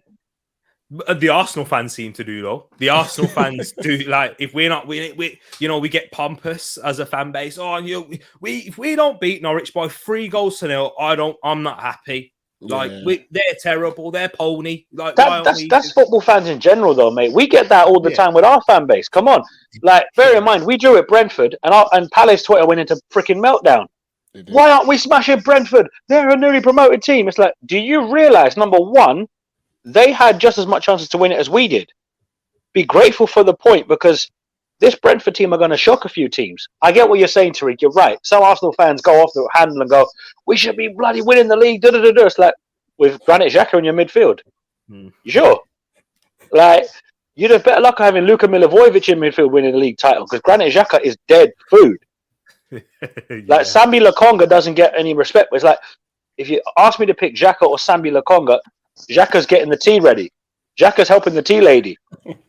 Because at least with Sambi Lokonga, you can see that he's trying to make an impact. Granit Xhaka's only good to get a red card. If you have an Aka, Granit Xhaka to get red card, money in the bank. Absolutely. What's your score prediction on it? I want to be confident, but I don't want to get clipped on here at the same time. But as I said, if there's a time to play Arsenal where the international break can come at a great or a good time, depending on what form you're in. Arsenal were on an upward curve before the international break came, and we were kind of staying where we were. A draw, a Desmond, 2-2. Happen a lot. I've actually gone for 2-1 Palace. I think we do like the Emirates.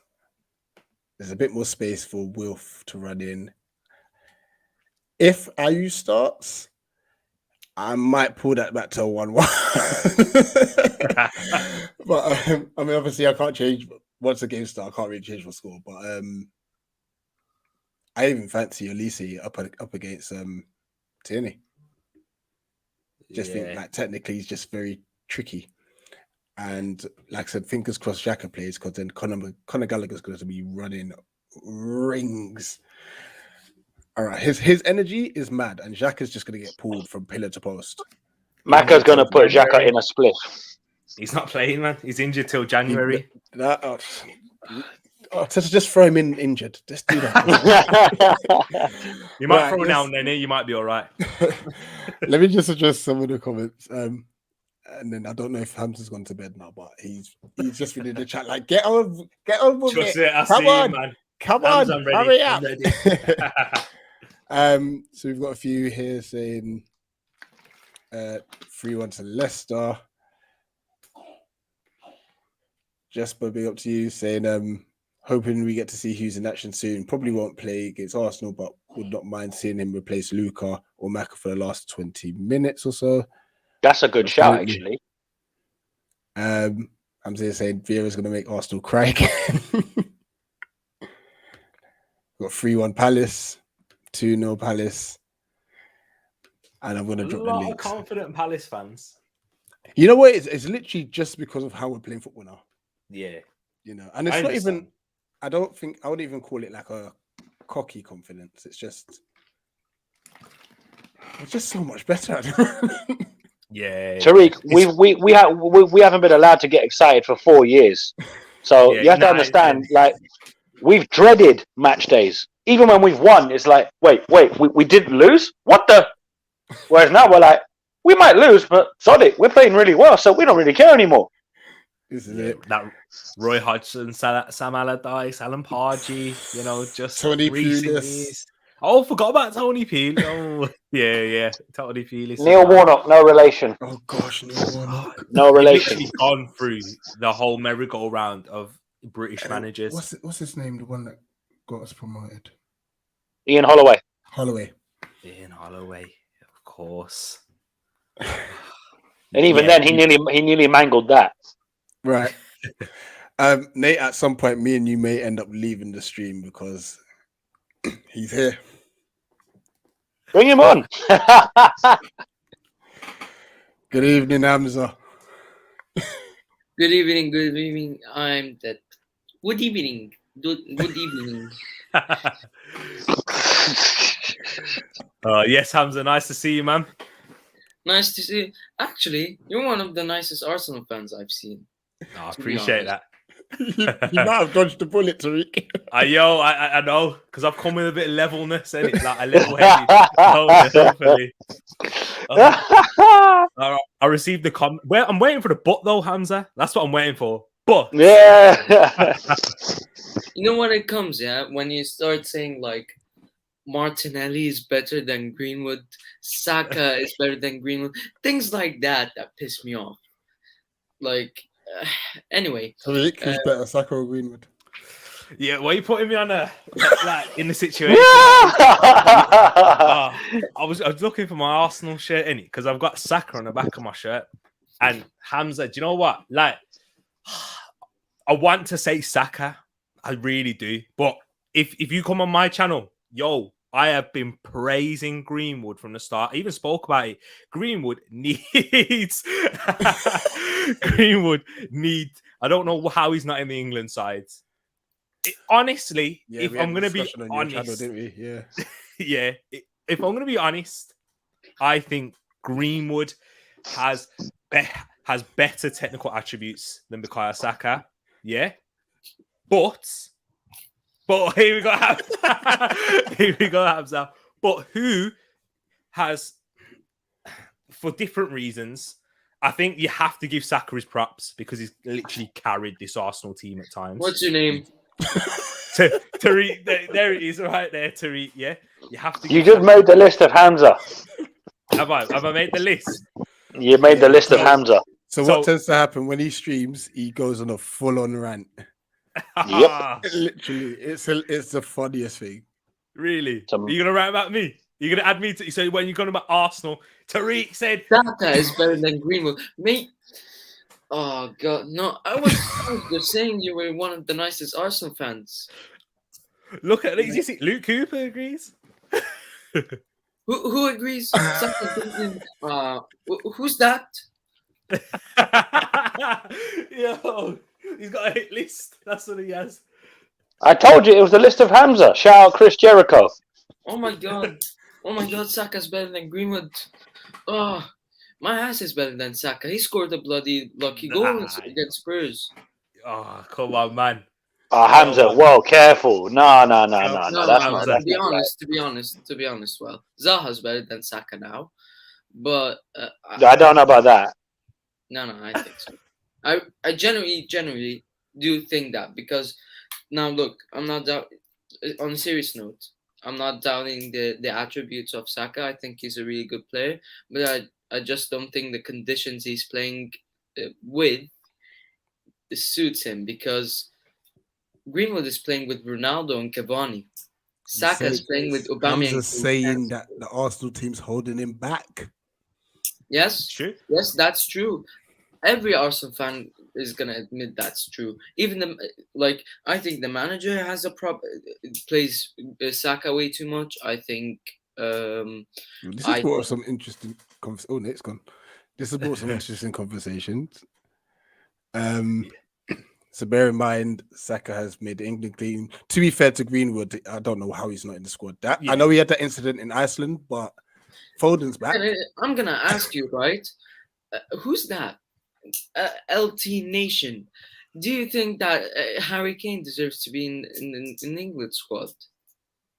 Do you think Harry Kane? Yeah, but they're never gonna drop him. He's golden boy. Yeah, captain as well. You know what I mean? Did he score in this season? Did he score this season? Well, according to him, he's got 9 goals. I mean, I think 8 of them scored in the Conference League. So... that's when you know his head's gone. Once you start pulling out your own stats, your head's gone. Yeah, you know. Yeah, it's true. You ask. Saha on current form isn't as good as Saka, to be honest. Saka could be a 100 million player in the future. Saka's getting a lot of props, you know. Listen, if Saka should have been eased into the squad like Man City did with Foden. I think we had no choice but to literally throw him in because of the dire situation that we were in. he's one of our best players, player of the season last season. And that's where, you know what, Hamza, that's what I try and say though, like that's where I give props to Saka, and that's what I would give, because that kind of mentality to carry a club like Arsenal. And my question to you was, would you imagine swap Greenwood and put him into Arsenal and Saka into Manchester United? Yeah. He's never going to score the same amount of goals as Mason Greenwood, because Mason Greenwood, I said, and this is where I'm giving his props, he's the best. I think he's the best talent going forward for England. Left foot, right foot, header. He's got pace. He can run in behind. He can score so many different types of goals, even different to Harry Kane. Do you know what I mean? Because he can actually run in behind. How Tammy Abraham's getting picked ahead of him, beyond me. Yes, Tammy Abraham's doing well in Italy, but Mason Greenwood's done well in the Premier League for Manchester United. He's keeping 73 million Jadon Sancho out of the team. He can't. He's having to come in on the left, and now Rashford's back. What's going to happen there? Like, if Mason Greenwood continues his form, to be honest, just drop Sancho. I couldn't give a toss whether it's Sancho for 70 million, 90 million, 120 million. Rashford is back. He's fully fit. Just drop him in the wing. I'm just being serious, Rich. I'm actually being serious. Like, hold on. Rashford. Can I ask you something, Hamza? You said that you're going to lose. Why do you think that is? First of all, we don't have Maguire, Varane, and Lindelof and Bay just give me that. I'm not gonna say it, but like they just scare me. Like watching them together, even like Bay Maguire scares me. Bay Varane scares me. Lindelof with either Maguire or Varane scares me. So that's in itself that's a problem. And imagine him playing Phil Jones. I think I'm not gonna be surprised if he's gonna play Phil Jones. I genuinely don't. I'm not gonna be surprised. Oh, my days. Sorry, I have to do this. what's this? Another United fan. He helped me get started as well as KG, and he has said he has promised he's gonna come on my show at some point, and he's been very busy. He's just had a little girl. He's back, Brad.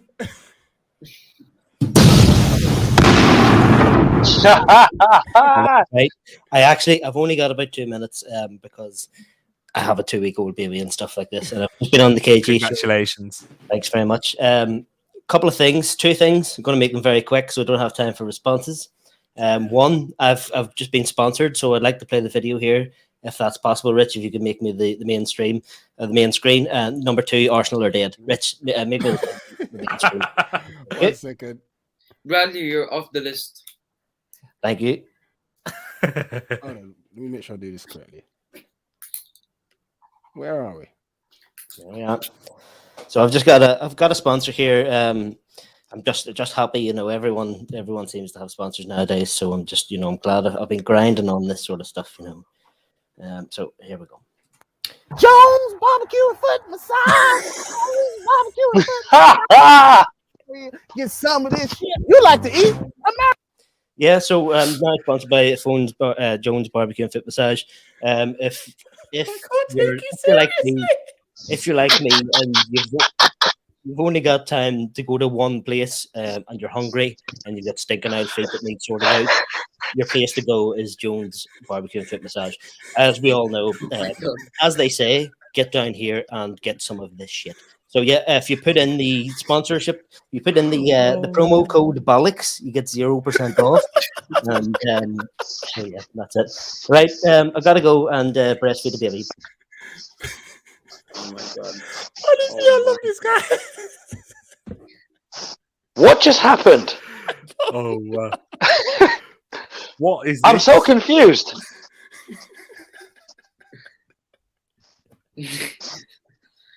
Oh god! Did I suffer an aneurysm? I think so.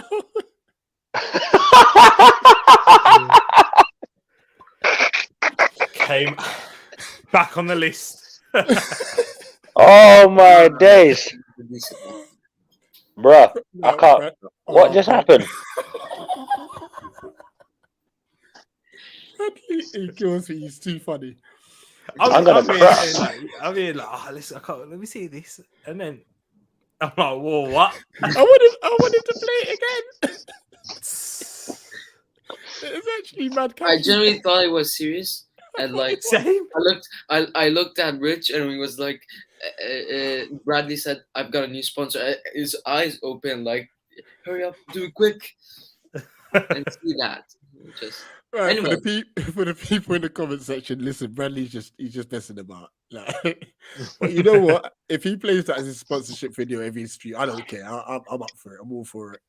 Oh man, That's top level banter. that is so funny. All right, Rich. Bring it down. Come back down to earth, bro. Two people look like Teletubbies. Rich. Hold on, I'm taking myself out for a second. I need a timeout. All right. No, that's the wrong thing. Get out. There we go. Okay, so let's get back to the conversation because Rich is dying. We're talking about Greenwood and Saka. Like, what? I just want to hear you. I want to hear your thoughts. Like, I don't have any thoughts. Tell me why. Tell me why you're like so adamant that he's better than Saka. Because he's a generational talent. He Saka? scores left and right. If he improves in headers, then he's just gonna break out again. I think he's gonna laugh again. No, I'm good. He's composure. He's a professional. Damn it! Stop that. So if I saw Saka playing for Man United in one of those days, and like even though he had Ronaldo and all those players around him, I don't think it would be that good. Not the quality of Man United, because I think Greenwood is way better than him. Definitely way ahead better than him. It's not way better. No. No. That's we're gonna do this, I create my own list? I can listen to it and I'll accept it. I'll accept that you think he's better than him. I will accept that. That's fine because he's got more of a goal scoring threat. I hear that, and he's going to score more goals than Saka in his career. One, he's a striker. But I'll tell you one thing about Saka. Like, he's a baller. I saw. No, he is a baller. I'm not doubting that. But I saw a really good comment from CG. I think like Arsenal have relied too much on their young players, and they have huge responsibility. Like that comment. This is just an embarrassment for Arsenal. Like they should buy experienced players who are actually good and Premier League proven, and yet they're buying young players who still gonna adapt to the Premier League. Yeah, and buying players with high cost, like Ben Scheid, for example. Why? Oh wow! What? 50 million for what? No, on a serious note, Ben White till now hasn't proven that he's worth a 30. He's not proven that he's a 30 million pound player, let alone 50 million. So like, okay, you know, let me ask this last question for you guys, and we'll wrap up. Okay, who's the better coach, Arteta or Oli? Oh, hey! Not even a debate. Even though the guy's taking the piss out of me, but like, there's like no argument in this. It's Oli, definitely. What? Okay. No. Arteta. Yeah. Do I? Come on. Yo. Okay, Hamza. If Ollie's the better coach, how many trophies has he won at Man United? Because Arteta has 1 trophy at Arsenal. Hold on. Nathan, no, I'm not getting into this bollocks argument. I love this comment. You're winning an equal cup. What a comment. Yo. But at least Az has a trophy on top of it. Okay. All right, Michael. It's like comparing both pagans.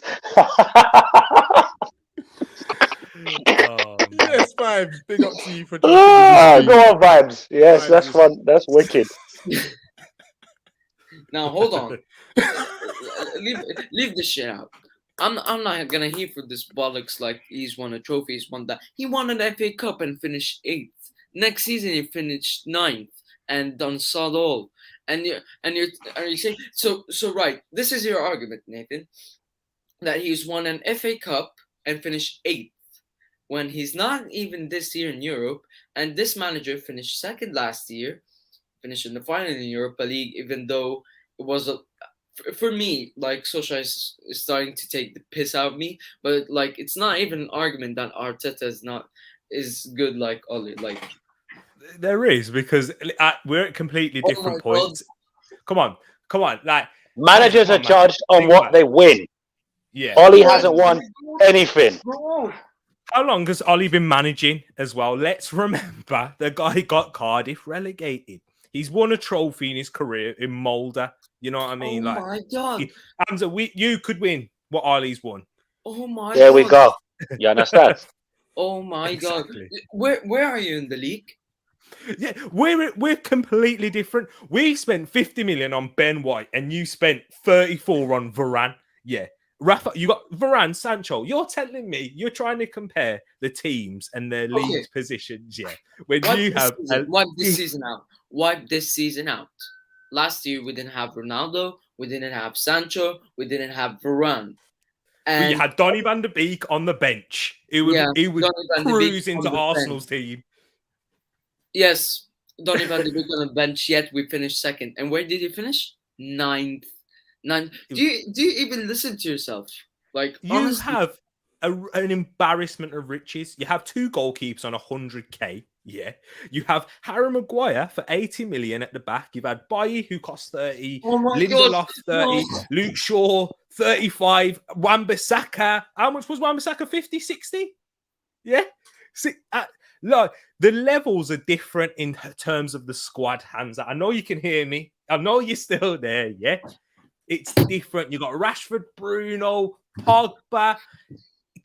Honestly, if we did a combined 11 of Manchester United and Arsenal, how many Arsenal players are getting in?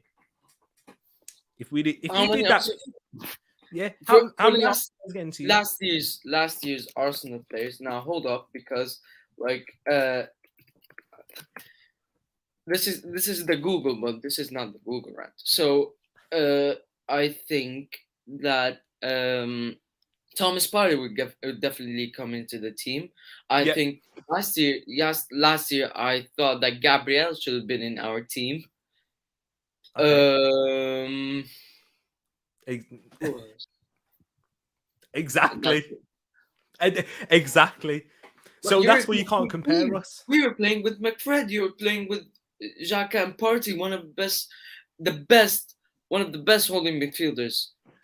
Thomas Partey. No, hold on. Still not going to win the league. Individual players only.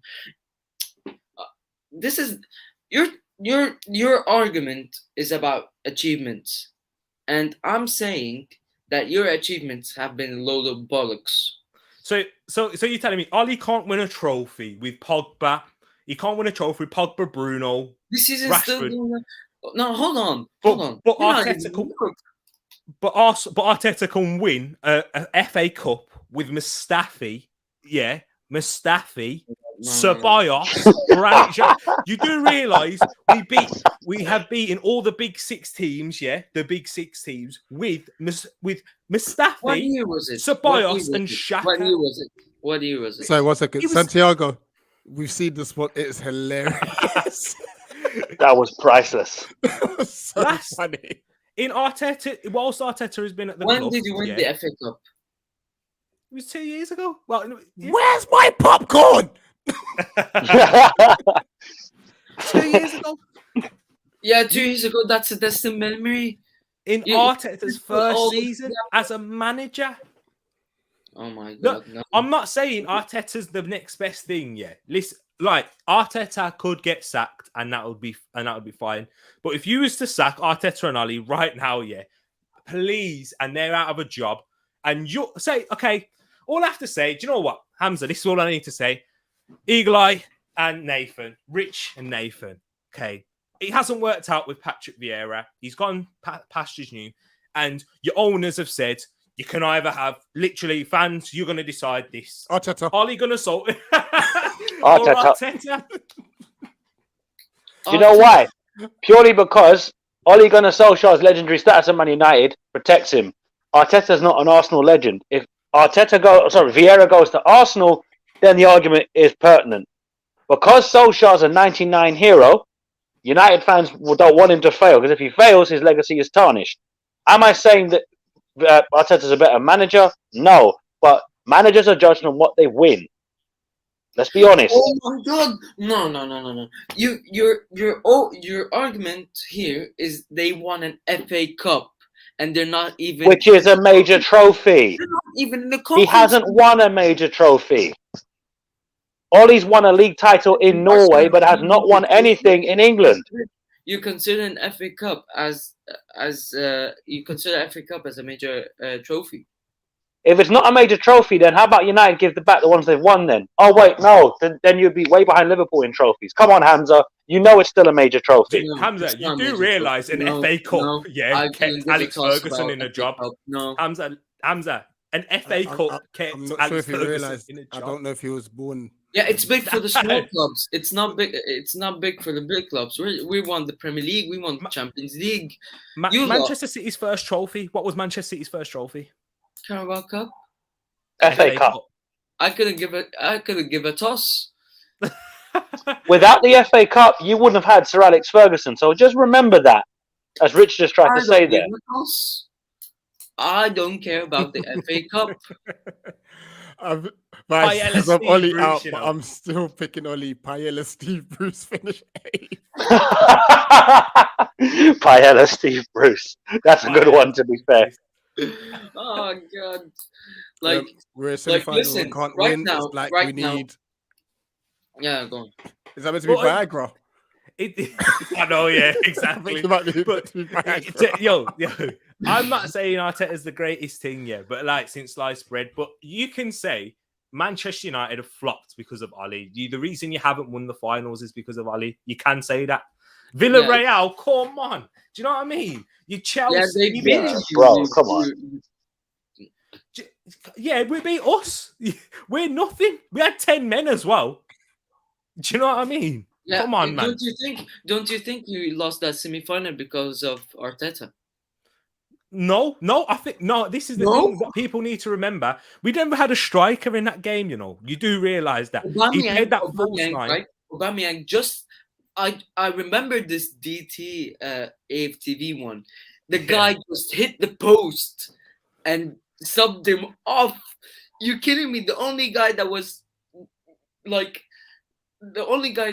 gonna score, and he took him off straight away. Yeah, we was let's be honest. Aubameyang last season wouldn't hit a barn door.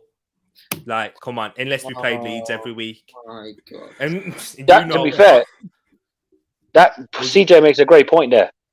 United have spent how much money compared to Arsenal? Do you know what I'm saying? Arsenal, it's like trying to buy Marks and Spencer's food on an Audi budget. Mm-hmm. It's true. CJ, I agree with you. Up to I don't think he's as bad as a Tony Pulis.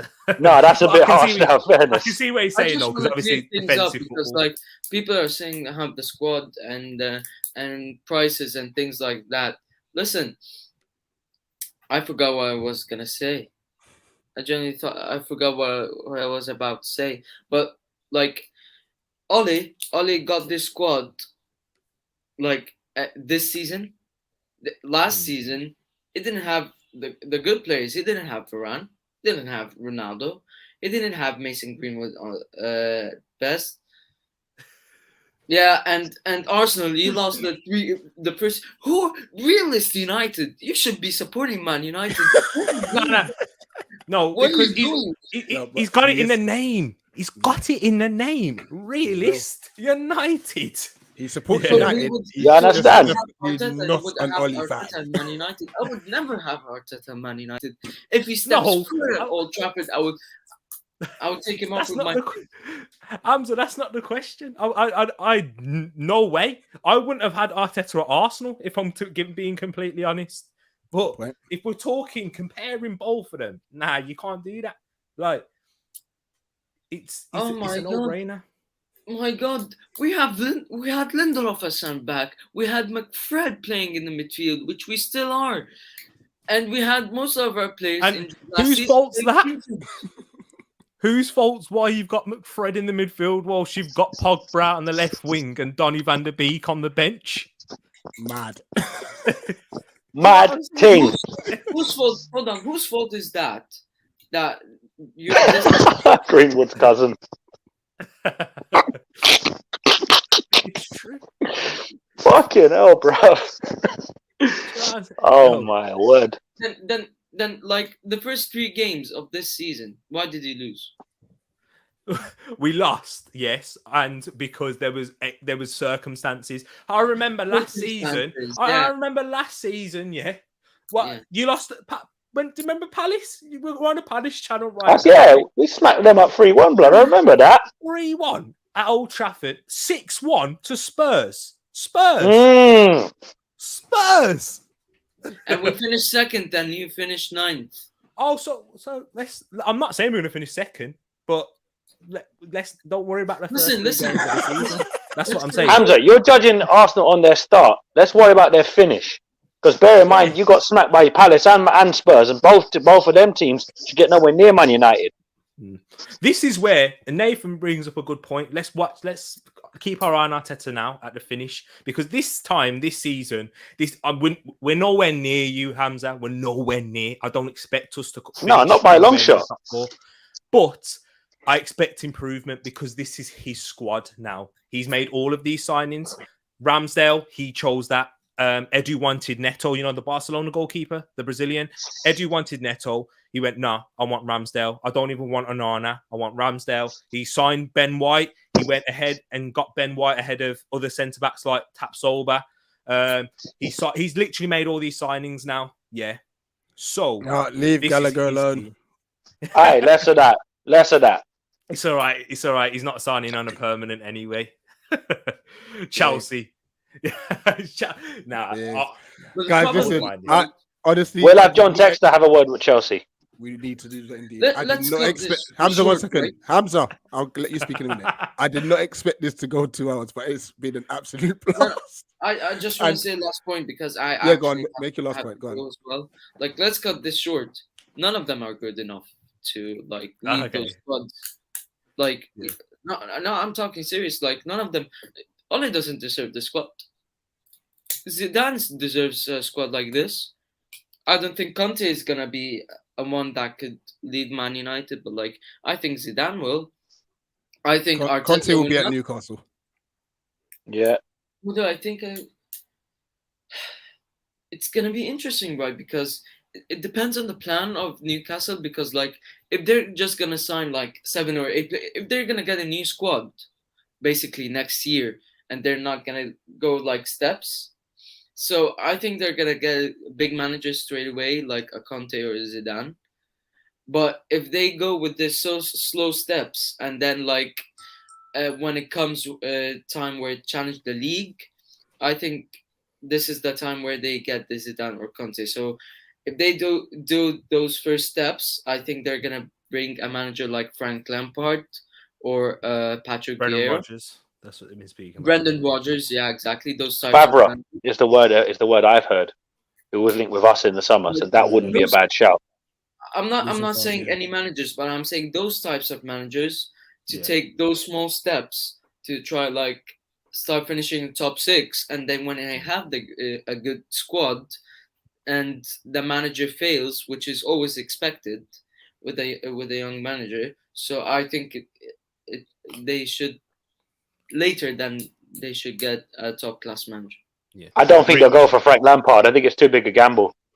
But Hamza was saying that type of level. I don't think they will go for that. No. I know what Hamza's saying, but what I'm saying is that Newcastle will need to get not necessarily a proven winning manager, but a manager that can elevate Newcastle's football to kick up a gear. Because bear in mind, when you've got cabbage football like Steve Bruce, but it's not a good reflection of your club.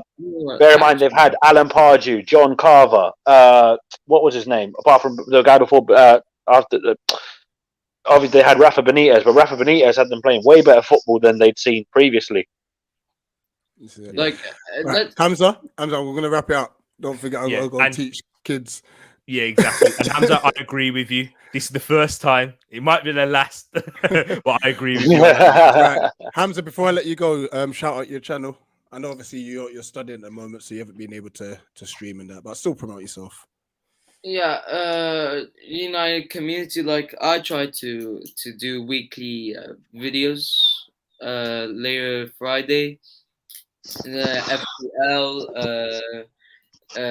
games, predictions, Man United. So like, yeah, I'm trying to do the best I can, but like I can I can cope with everything, but like I'm trying to hopefully I could do a stream this week. 100%. And if you haven't seen one of his actually, Google rants, I enjoyed this debate amazing. with an Arsenal fan for the first time ever. So big up to it. You know what? I felt bad for you. You're off the list. Yes. Right, Hamza. And Rich, you're on the list, by the way, because I love being on the list. It means I'm in your head. Yeah.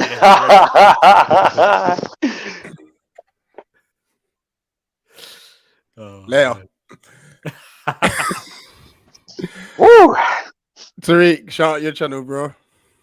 Thank you for having me on, Rich, man. It's been a pleasure. I've really enjoyed it tonight. You know what I mean? Like, I didn't expect it to be this long, but boy, time flew by. Longest stream we've ever done on the channel. Yeah, you see, that's it, man. That's because we chat a lot of sense and a lot of nonsense as well. But thank you for having me on. You can check my channel out on my socials as well at Tariq Talks. 137 subscribers.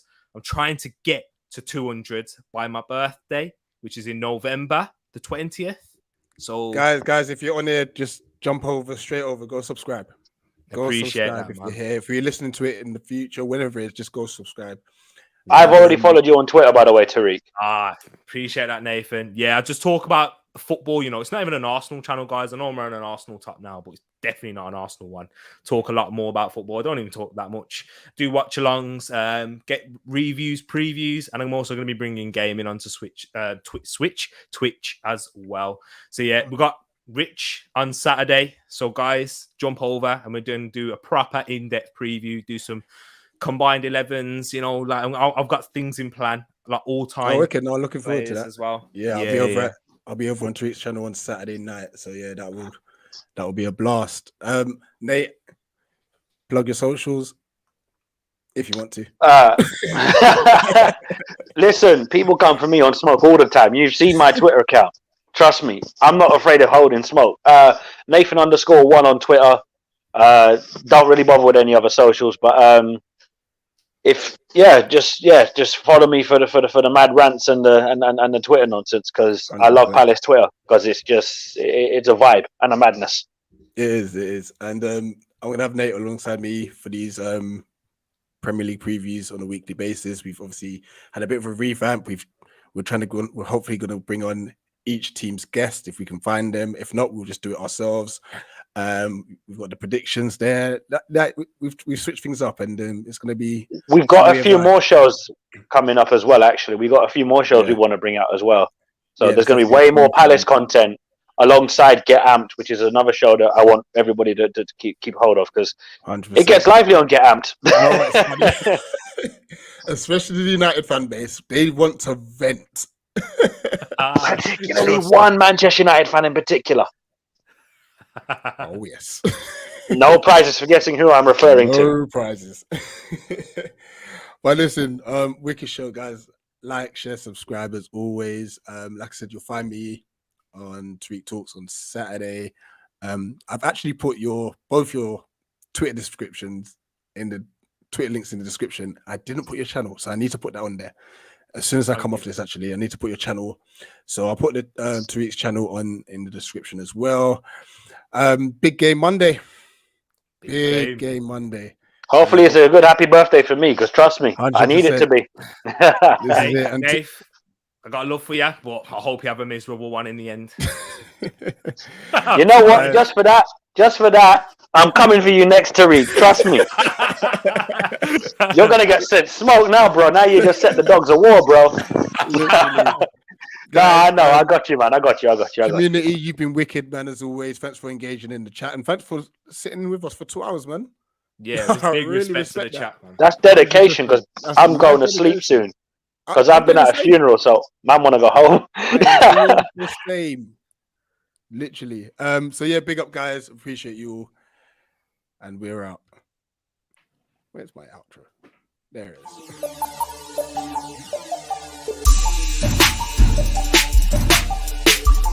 is.